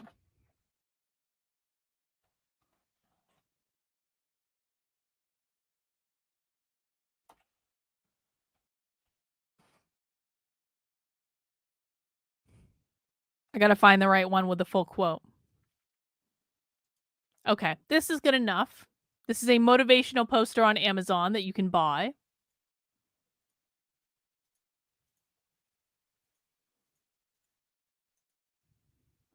Here's to the crazy ones, the misfits, the rebels, the troublemakers, the round pegs in the square holes, the ones who see things differently. They're not fond of rules. They have no respect for the status quo. You can quote them, disagree with them, glorify or vilify them. The only thing you can't do is ignore them, because they change things. They push the human race forward. And while some may see them as crazy ones, we see genius. Because the ones that are crazy enough to think they can change the world are the ones who do. It's okay to be different. It's okay to be out of the box. It's okay to not fit in. There was a time when people were celebrated for not fitting in, for not conforming. There is a thing as the counterculture for a reason. And the counterculture was where everyone wanted to be. Do you guys think, like, the punk scene was made up of conformists? How many wonderful things would we not have today if it wasn't for people who weren't afraid to stand out? So if you don't fit in, embrace it. Because without creative people who are willing to question the rules, who are willing to color outside the lines, who are willing to be different, even if that means they get ridiculed, then nothing ever changes. What do I think of trigonometry? I think the trigonometry guys are great. I was on trigonometry a long time ago. I think they're great. I think they're doing a good job. I don't have any complaints. Their stuff gets a little repetitive for me, if I'm honest, but that's not to say that it's not great for other people. I find it to be a little repetitive. And I don't really watch much content on YouTube that's like in the political space anymore. And so, but I've always liked the trigonometry guys. I think that they're good. Really smart guys. But I don't believe that you DM me something important. Okay, hang on. Jesus Christ. I swear to God, if this isn't important.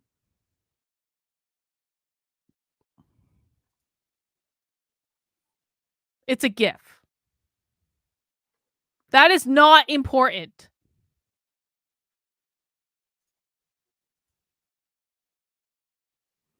All right, let me see. He called you a bigot? Oh. Hang out a while, Dieter. If you like, I usually stream at 5 p.m. I'll be streaming at 5 p.m. tomorrow. Sometimes I do surprise late night streams where I just ramble and talk about like whatever. I don't know if we're going to do Socialism Saturday this week because I'm going to go see V for Vendetta with the Libertarian Party in New Hampshire on the big screen.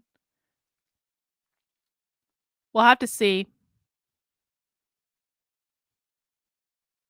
Yeah, fuck you, Matt Walsh.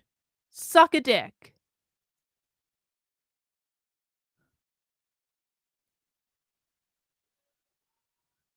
God.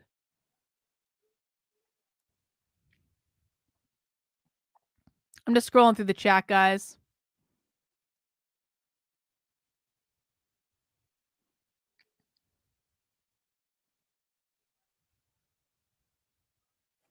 I did see Elon Musk tweet to AOC. Elon, like, listen, man, if you're not on Twitter, get on Twitter just to follow Musk.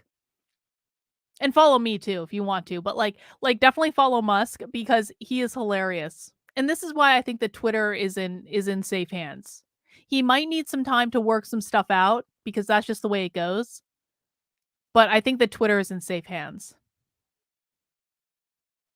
Why believe in Elon Musk? Because you say to. I don't care if you believe me or not. I'm expressing my opinions. Believe whatever you want. But I think that Elon Musk is far preferable to the previous owner. I think he's about as good as. Who better to own Twitter than Elon Musk? I mean, Trump has True Social, fine, but like, I don't trust Trump in terms of management issues because Trump is like the worst hirer of people in like the known universe.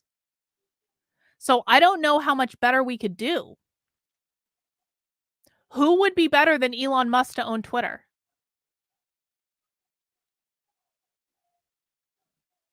I think we lucked out, man.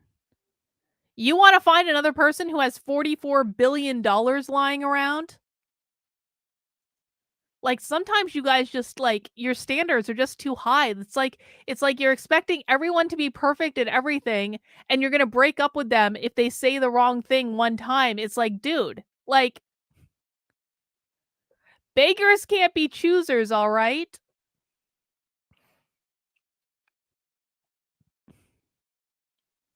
The narcissist is getting in my head. No, he's not.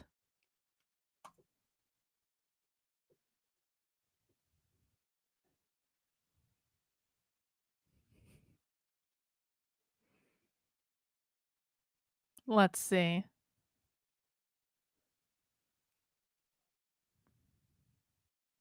I'm just scrolling the chat, guys. If you have any questions or anything you'd like, yes, the one I posted in locals. I'm happy to answer questions. We can do an impromptu ask me anything. So if you have any burning questions, now might be the time. I'm way back in the chat though. So it might just take a minute. Oh, Megs, thank you for the super chat. I am a people pleaser. Can you please give me the name of that book? Which book? Which book was I talking about? Hang on, let me look at the current chat. The Crazy Ones? So the quote that I just read was a quote from Steve Jobs, and you just look up the crazy ones, Steve Jobs quote. It wasn't a book. It was that was like a motivational poster. But like, so if you're a people pleaser, I mean, I think like if I'm giving general advice for how to stop being a people pleaser, like when you're trying to please other people, what you're really trying to do is please yourself. And you're putting other people's needs before your own. What you need to do is validate yourself. Validate your work. Validate your contribution. Know that you're doing the best you can.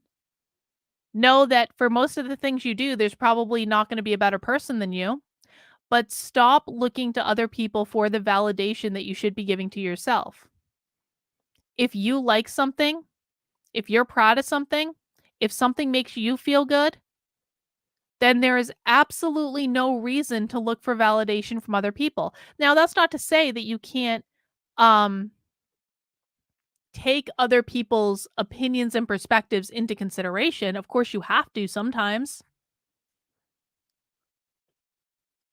But if you are in a state of people pleasing, that means that you are in a constant state of putting other people's needs before your own.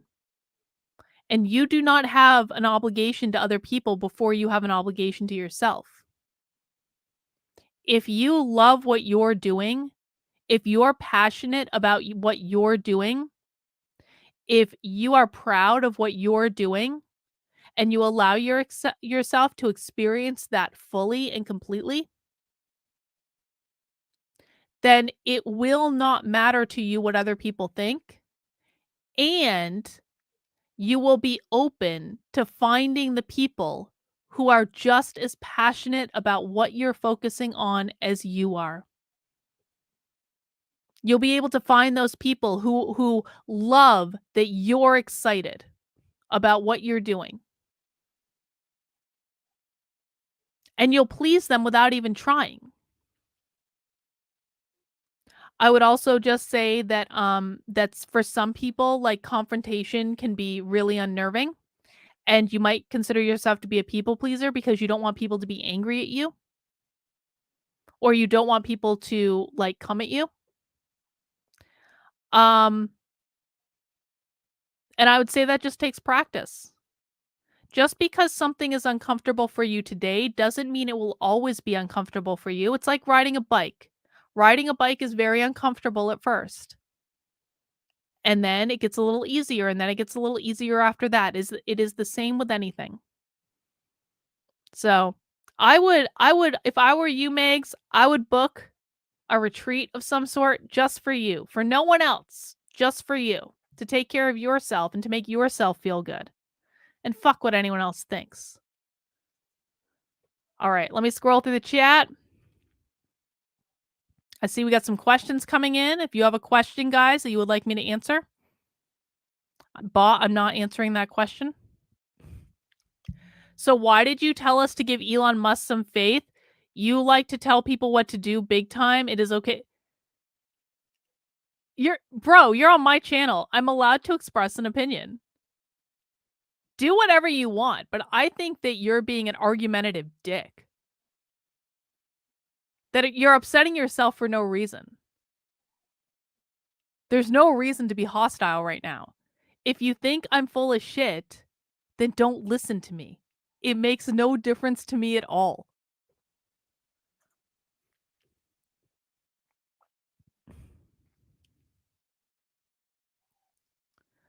Let me see.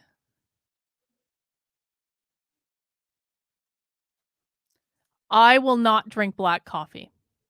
Joshua says that I will not drink black coffee because I am not ready for the bitterness of life. But no, I have to have creamer in my coffee. I prefer a coffee mate creamer of some sort, usually a nice coconut cream, but any creamer will do. Even like the powdered kind that you get in the packets in the hotel room if I'm in a pinch.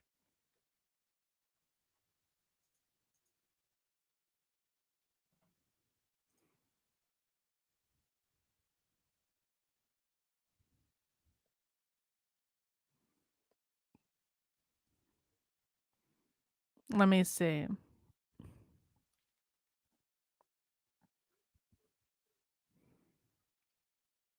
Sorry, guys. I'm just scrolling through the chat. Have you set up those designs for hoodies yet? Well, I set up the I have a shirt that oh gosh. Hang on, I screwed up and hit the wrong button. I have a shirt that says make pronouns grammatical again. That there is hoodies set up for that. I don't think I've set up hoodies for everything. I got to redo my merch store. Redoing the merch store is on the list of 8,000 things I need to do. Do you believe all people are created equal under their own nature's God law to determine their own destiny? Well, yeah, I mean, I think that people like no one has more value than anyone else. Like that's not to say that we're all here to do the same things because we're not all here to do the same things. I think that we choose what experiences we're going to have here before we're born. Now, we still have free will. I don't believe in predestination. I'm not a Calvinist despite what people might like assert that you think about me. I'm not actually a Calvinist. So I do believe that we have free will once we're here, but I do believe that we choose the experiences that we're gonna have in this life before we're born. And that's gonna be like a deep subconscious urge that's gonna be really, really difficult to get away from. And so I believe that everyone is here to do different things. Everyone is here to have a different experience. My journey is not your journey, and therefore you should not measure your success on your journey by what I'm doing, nor should I measure my success based on what you're doing. We're all different. We all have different purposes. We all have different gifts. We all have different types of genius. Um, but yeah, I mean, I don't think that necessarily anyone is better than anyone else. I do think that not everyone is supposed to be best friends with everyone else. Like, there are people in this world that I just do not get along with, and I will never get along with them. We are not on the same level. That's not to say that I think I'm better than them necessarily, or that they're better than me. We're very different. And I do think it's important to be honest about that as well. Did you always want to do organizational psychology, or did something or someone spook you away from other psychology? I just left a similar field. S I when I got into I was always interested in psychology. I mean, like, I took psychology as an undergraduate too. I was always interested in psychology. I think I gravitated to organizational psychology because I had a string of really bad bosses. Oh man, some of these women, they were always fucking women. I get along great with men. I do not get along well with women at all. Well, some women I get along okay with, but like women who are in executive level positions who are usually trying to prove themselves, I'm usually going to clash with those types of women because I'm much more powerful than they are. And so even if I'm not trying to usurp their power, I always end up inadvertently making them believe that I do because I'm more powerful than they are and I'm more confident than they are, and that's just the way it goes. So I had this string of like really bad bosses, and they, again, women. And I ended up when I was working at Dartmouth, I ended up working with this woman who is a director of professional development at Dartmouth, and she kind of took me under her wing and she mentored me, and she was an organizational psychologist. She had gotten a PhD in exactly the same degree I have, and she was just like so helpful to me in understanding how how organizations work and how to have a better work experience, that I was like, "Man, I want to do that." So in terms of like my study of psychology, like my PhD is in psychology. It's in general psychology. So I took a general course of psychology, but like I was always mostly focused on organizational psychology because my thought process is that we spend our lives at work. There's no reason we should be miserable. No reason at all. Like you should not dread the thing that you have to do every single day. You shouldn't dread going into the office. And so I wanted to help create better work environments, and I was able to improve some of them. I was not able to improve a lot, and you know what I started to understand after a while is that the organizations that most needed the help from someone like me would never ever ever ever hire someone like me because they don't think they need the help. Toxic organizations will never, ever, ever, ever admit that they are toxic. All right. Our little trolley friend is getting blocked. Goodbye, little troll. I'm serious. If you guys break the don't be a dick and no whining rule, you will get blocked. I'm not fucking around. So no, there was like I never wanted to be a counselor. I never wanted to be a clinician. I never wanted to be a researcher. I always wanted to do business psychology. And by the way, guys, I will be launching actually hopefully with it like maybe even tomorrow if I'm really lucky. Um I'm going to be doing a discourse coming up next year. It's going to be like a leadership course that's going to be a totally unwoke professional development leadership experience. Because I want to do disc training again. I like doing disc training. I still do disc assessments with organizations all over the world. I don't talk about it that often because I don't want to get effing canceled. But I do actually administer like a lot of disc assessments for different places.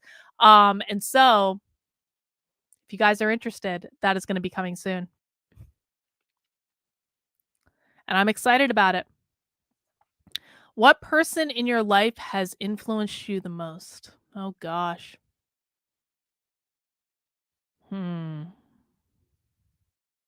Joshua, probably.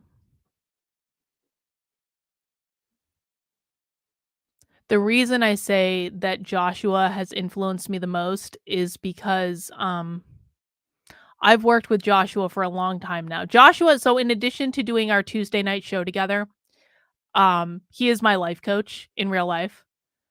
And Joshua has been there for me through thick and thin.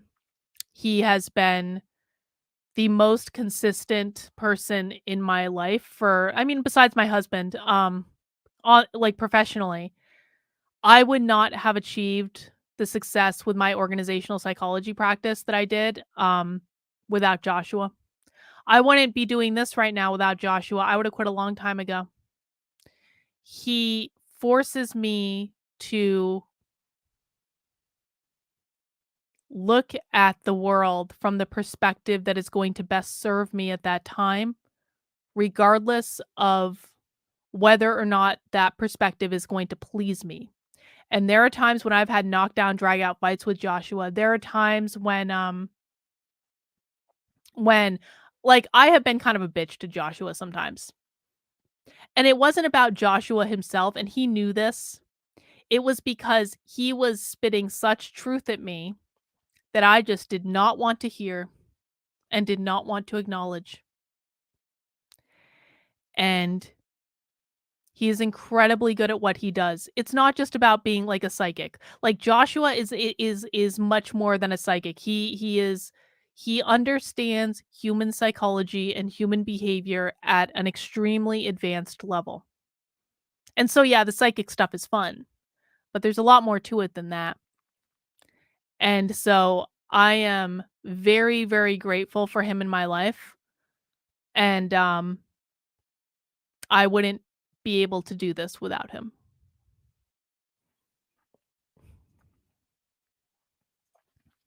So, do you believe all people should get the same share no matter how much time or effort they put into work? No, because I'm a capitalist. Absolutely not. I'm a fucking capitalist, man. If you can negotiate more money, get more money. I believe that the more value you put into the world, the more value you'll get back. That's true if you work for a corporation. That's true. God damn, I have a fruit fly right in front of me. I left a beer can up here the other day and I've got like 4 fruit flies that are fucking flying around. That'll teach me to leave a beer can in my office overnight. But no, I believe that the amount of money that you make will be directly correlated with the amount of value that you put into the world. If you put a lot of value into the world, that if you put value into the world that people value, you're going to get paid. The more value you put into the world, the more you're going to get paid. If you are not getting paid, it is because you are not putting the right thing into the world. It's a value exchange. So no, I don't believe in communism at all.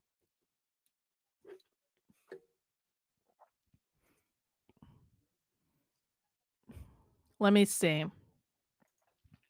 If you do not win the governor's seat, Will you run for state rep? Maybe. I've thought about it. If I do ever run for state rep, it would be as a libertarian.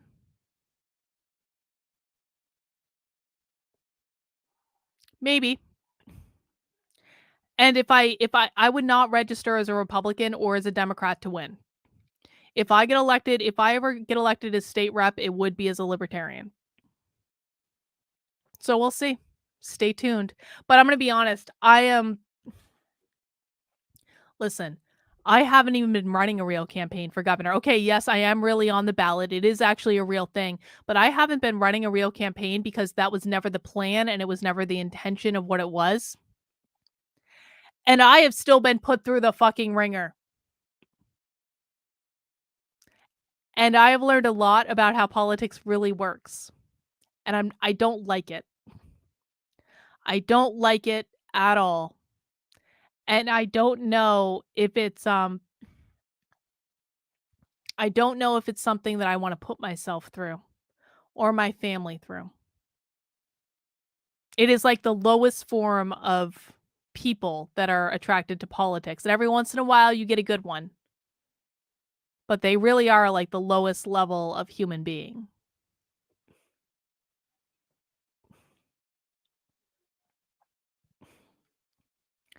Tacos are delicious. If you don't like tacos, you're basically a terrorist, if we're honest about it.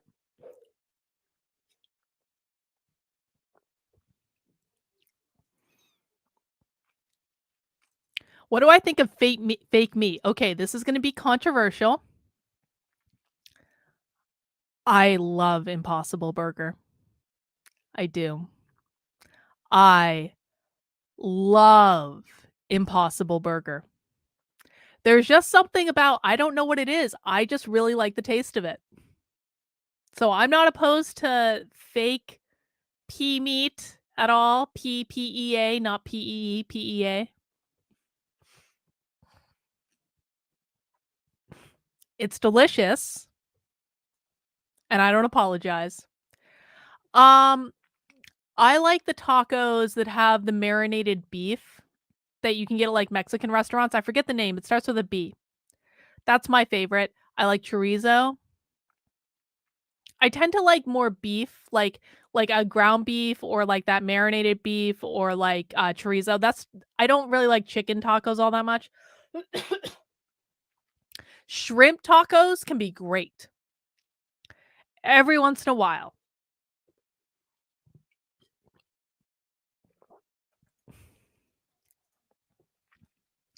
Rachel says, "What if one is too indecisive or confused?" I think I may have did I miss a super chat? Hang on. No, I didn't. Okay. Oh, I see. Okay, I see it's below this one. Okay, Rachel says, "What if one is too indecisive or confused to know what pleases themselves?" A friend of mine. Asking for a friend. Okay.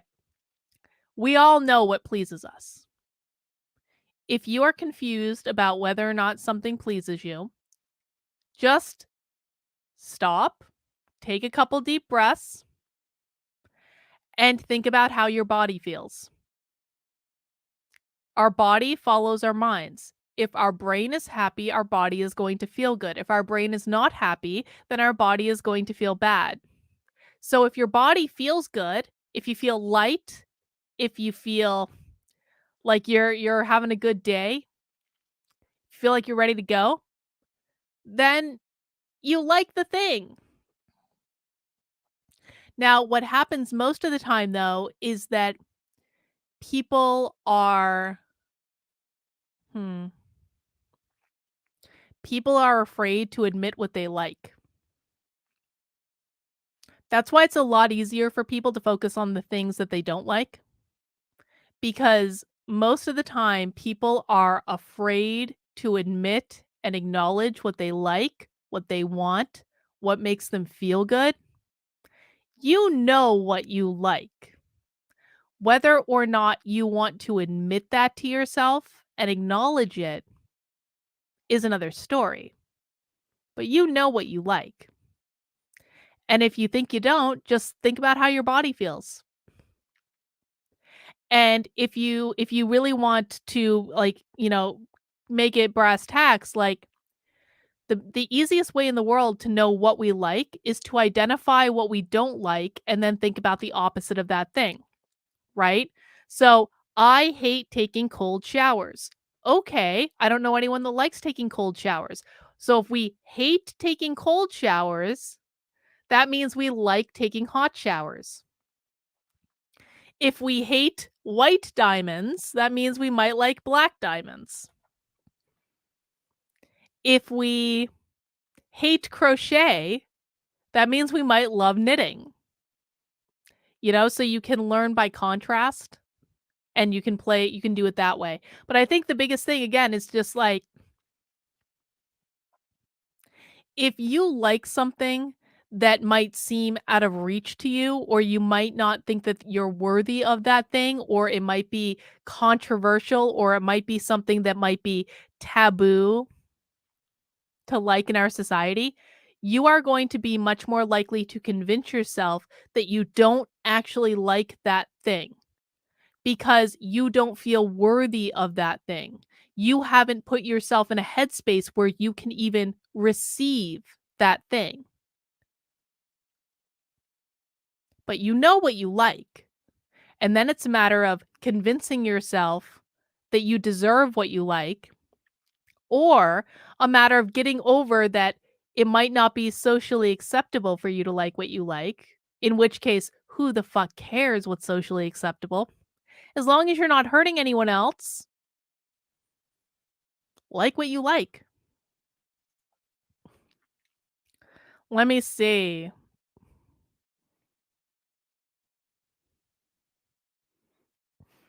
Meg says, ding, ding, ding. I hate confrontation. Well, Meg's, about 50% of the public is going to hate confrontation.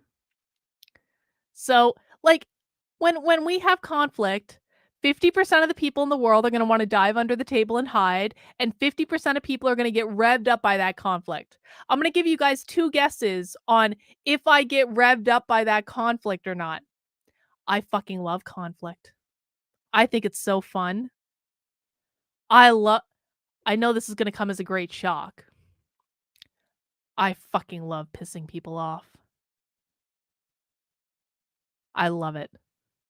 It gets the blood pumping, gets the heart racing, and some people just damn deserve it. And I think if you can get yourself to shift your perspective on this,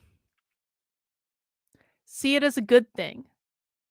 See it as something that's going to help you. See that as something that's going to serve you.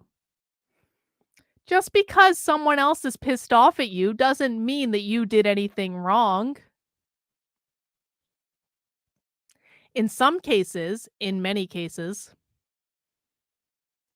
it might mean you did something right.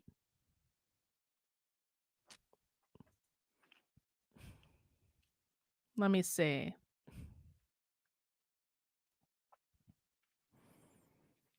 Do I like black socks or white socks? Black socks. Mostly. Black socks, cut off.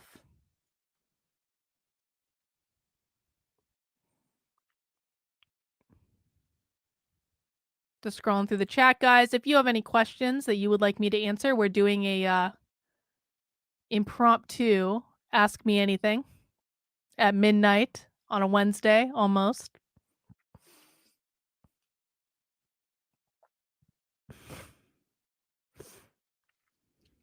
Let's see.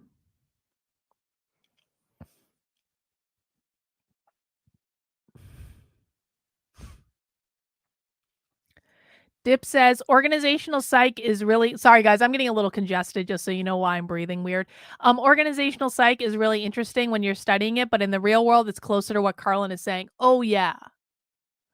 Organizational psychology when you're studying it is completely different than the real world. In order to understand how people function in organizations, what you need to understand is that most people make decisions emotionally and they justify them rationally. The vast majority of people, almost everyone you know, makes decisions emotionally, and then they justify them rationally. So if you want to change someone's mind, you have to appeal to the emotions, not to the rationality. There we go. You have to appeal to the emotions. And once you get that, it's all downhill from there.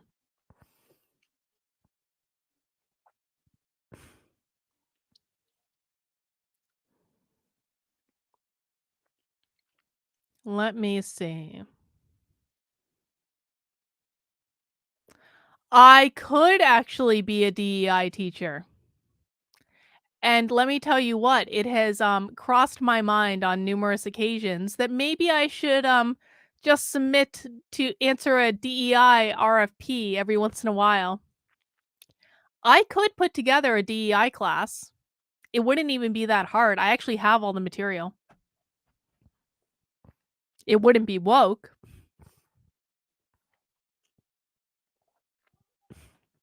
It wouldn't be a woke class. Hang on.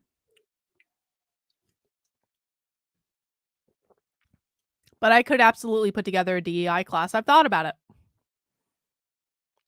What does my tattoo on my right arm say? This one? This is 30 Seconds to Mars. 30 Seconds to Mars. Jared Leto's band. There was a time when I was obsessed with that band. I still love them. I don't regret this at all. I love this tattoo. I think it looks cool. This one is a skull made out of yarn. I need to get this touched up real bad. It's a skull made out of yarn, and it says, knit fast, dye warm.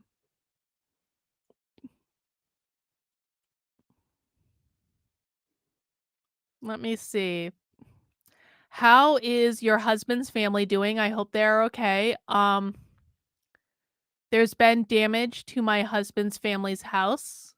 For those who don't know, my husband's family's in Ukraine. They're in Nikolaev, which is in the south. There has been damage to my husband's family's house from the missiles that Russia is shooting indiscriminately at their city.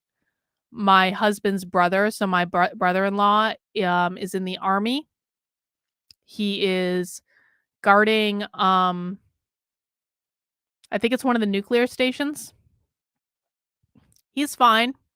He's actually, there was about a month where my husband thought that his brother was dead because he hadn't heard from him. And then finally he did hear from him, and it turns out that he wasn't dead. He had just met a woman and gotten married. So that was a little weird. But good that he wasn't dead. But yeah, the war in Ukraine is no joke.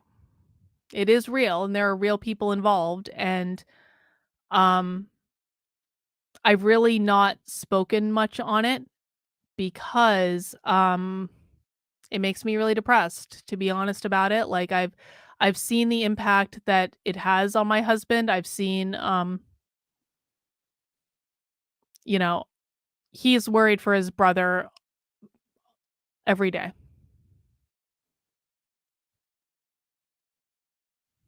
So, let me see. Metastep, thank you for the super sticker. I appreciate it.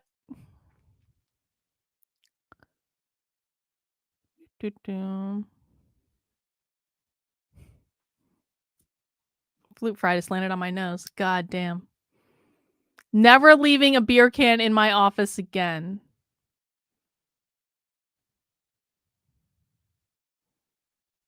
I'm just scrolling through. Yes, Impossible Burger is delicious.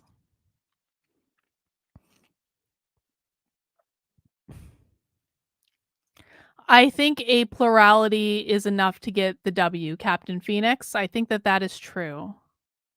I do not believe there would be a runoff. Yes, this is the taco that I like. I don't know how to say that, though, but this is the taco that I like.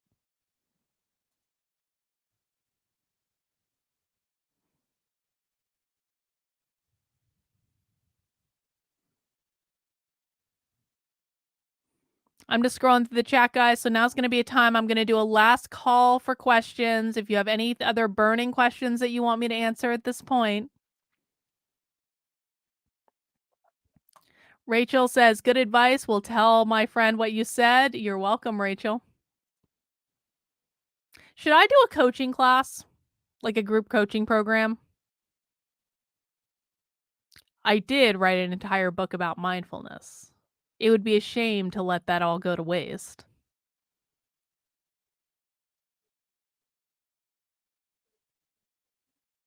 I have a lot of coaching programs already built. I haven't done one in a while.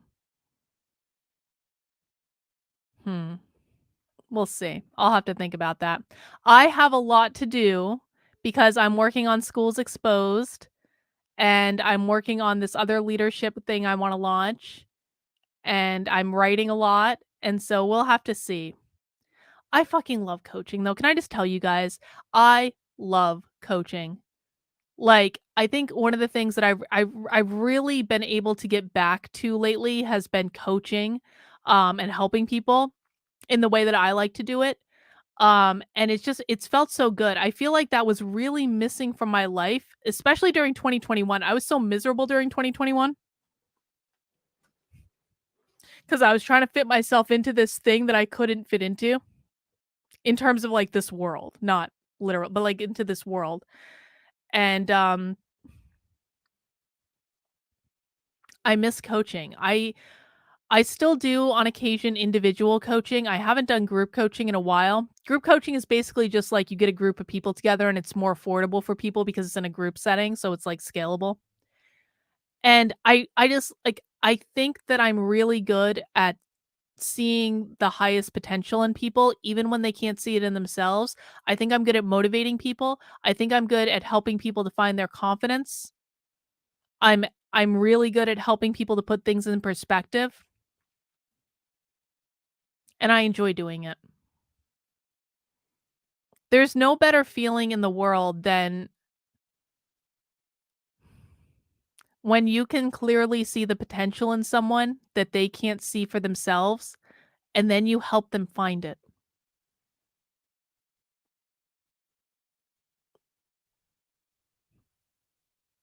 So maybe I should get back into that. Do I have any problems with my front teeth? So, after I got hit in the with a bullhorn last week by a Democrat running for state senate in New Hampshire, no, my teeth feel fine. I was a little worried about them on that day. I was like, God damn it, my teeth are gonna get loose. God fucking, I really thought that, I'm not even gonna say it out loud. I don't want to manifest that I'm like gonna lose these teeth. I don't think I'm going to though. They feel fine. I think it's fine. What activities did I do in high school? I was a band geek in high school. I played the clarinet. I played the alto saxophone. I played the drums. I played the piano. I was in regular band. I was in jazz band. I was a band fucking nerd in high school. And I wish I had my clarinet. I think my clarinet might be in my basement. I had a really nice clarinet. Clarinet is so fun to play because there are like 8 billion keys on it. And when you play like songs that are going really, really fast, it was just like, it was so fun. But yeah, I was a band nerd. I was also always like, and I know this is ironic, like I was always like one of the best girl like athletes. And I didn't even try that hard. But I was like, if it like I didn't play sports, but like in gym class, I was always like one of the first girls picked for like the team.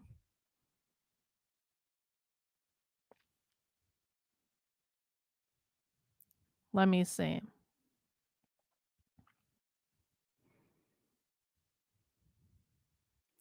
What is a place you want to travel to that I haven't been to already? Egypt.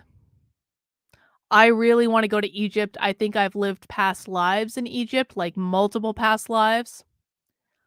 So I'd love to go there. Where else?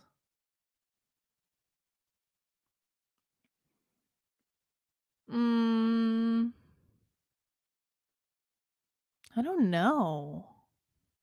Amsterdam, maybe? I'd kinda like to do, like, a Viking tour. I really just like that vibe. I'd like to go to Iceland. I wanna take a really, like, fuck off, ridiculous, like, world cruise. I love cruising. For those who don't know, I love cruising. It's so cheesy. If I could have, like, my dream retirement, okay, here's my dream retirement. It would be I would go on one of those cruise ships that goes all around the world, and I would just live out the rest of my days as a little old lady on a cruise ship sailing around the world on the cruise ship. That would be my retirement.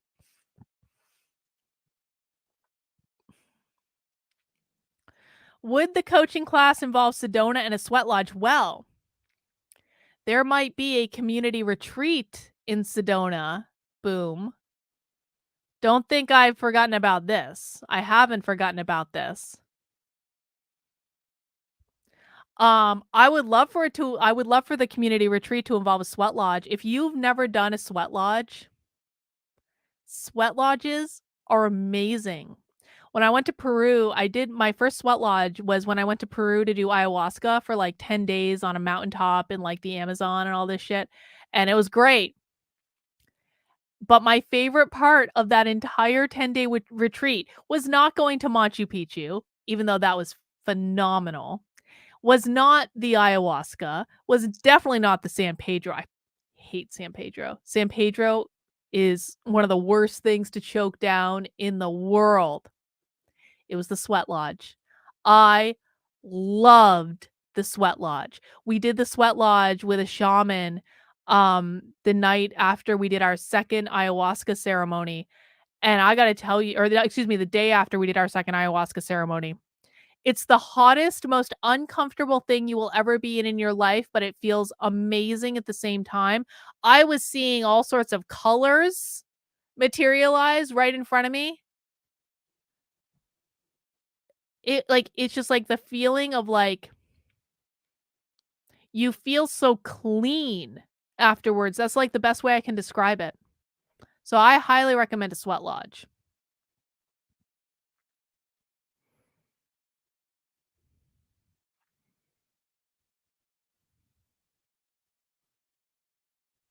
Let me see. Think I'm almost caught up, guys. Do you wanna meet some aliens? I think I already did. I am about 90% convinced that I was abducted by an alien by aliens when I was a kid. And the reason I say this is twofold. Okay, so you guys know I've told this story I think once or twice. Do you guys know like that like Unsolved Mysteries? Right? Who here watched Unsolved Mysteries? Come on. And I used to watch this stuff all the time. My parents would watch Unsolved Mysteries every week, and I was one of those kids where like I was watching horror movies like when I was like 8 years old, right? So I grew up on disturbing stuff. This is why no Republicans, I don't think that R-rated movies are harmful. I've been watching R-rated movies since I was a kid. So I always grew up with like all this wacky stuff, right? And my parents would watch Unsolved Mysteries like clockwork every single week. And so we'd sit in the living room, have our TV tray, watch Unsolved Mysteries. And I was fine with every part of Unsolved Mysteries, except for the alien abduction. Anytime there was an alien abduction episode of this show, I would like it wouldn't even be that I didn't like it. It would be that I would go to bed that night and I would curl up into the fetal position and have nightmares and be terrified. I was terrified. I don't get terrified of things like that. But it was a visceral reaction every single time. And so this happened throughout my entire childhood. And the other part is too that I don't remember my dreams. I don't remember big chunks of my childhood, and I don't remember my dreams at all. Every once in a while, I'll get like a flash of what I dreamed about, but I cannot remember the last time I remembered a dream.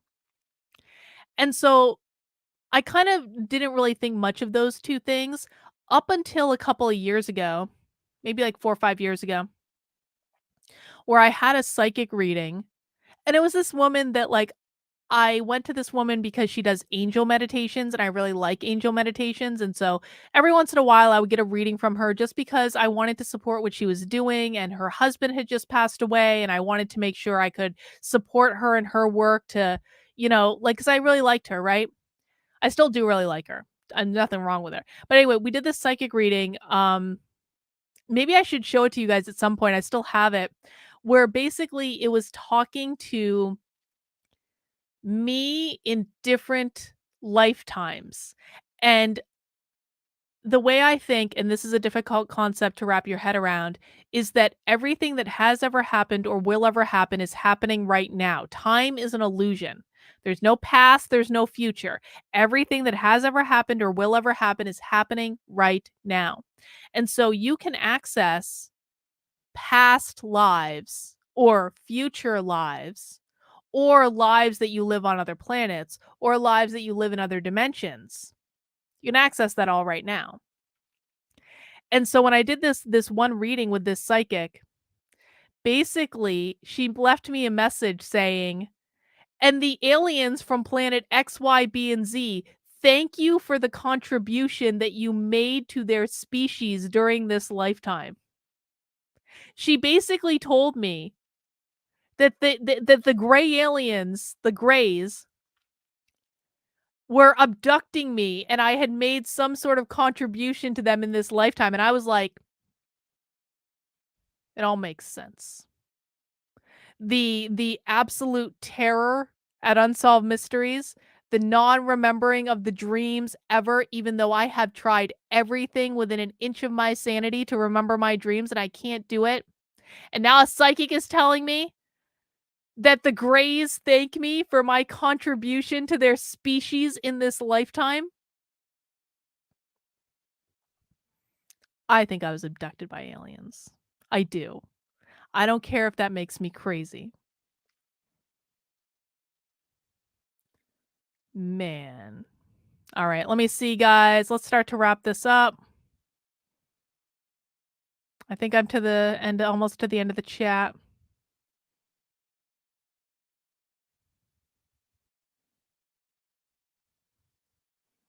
Maybe I do have an alien chip. Maybe I do. Wait, what? Says some theorize the Greys are just humans in the future who have traveled back to us. Their heads are so big because we don't need our bodies, and I think that that might be right. All right, guys. Okay, Vampire King Darkness. Last question of the night comes from Vampire King Darkness. Let's do it.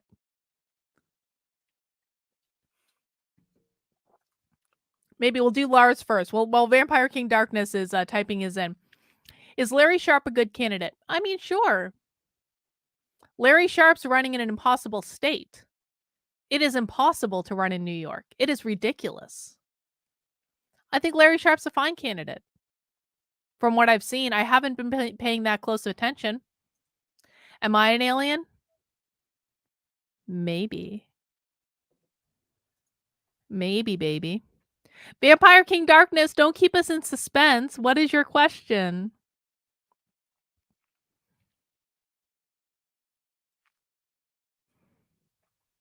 I cannot end this stream until Vampire King Darkness asks this question. If I ever meet you, can I do a shout out of "What up, High Priestess"? Of course. That'd be great, Vampire King Darkness. I think I would really enjoy that. Oh god, I never watched Avatar: The Last Airbender. I know I promised my community I would do it, and I probably will. Don't pressure me, Chris, okay? I'll get to it when I get to it, all right? All right, guys, I'm going to wrap up this stream. Thank you guys for spending some time with me. This was really fun. I had a really good night, and I'm glad we watched the Biden speech, and I wish it was more eventful, and I really liked this little impromptu AMA. I will be streaming at 5 p.m. tomorrow, I guess currently today. 5 p.m. Eastern time is when I do my normal streams, and so I hope I'll see some of you guys tomorrow. I don't know what I'm going to be talking about yet. I'm sure I'll come up with some things. I always have something to say. God, there's so many topics I want to talk about. But guys, thank you for hanging out with me. Please mount that like button on the way out the door. And please subscribe to the channel if you haven't already. Turn on notifications because God knows YouTube does their best to not let you know when I'm streaming. But guys, take care and we'll see you tomorrow. Have a great rest of your night. Bye.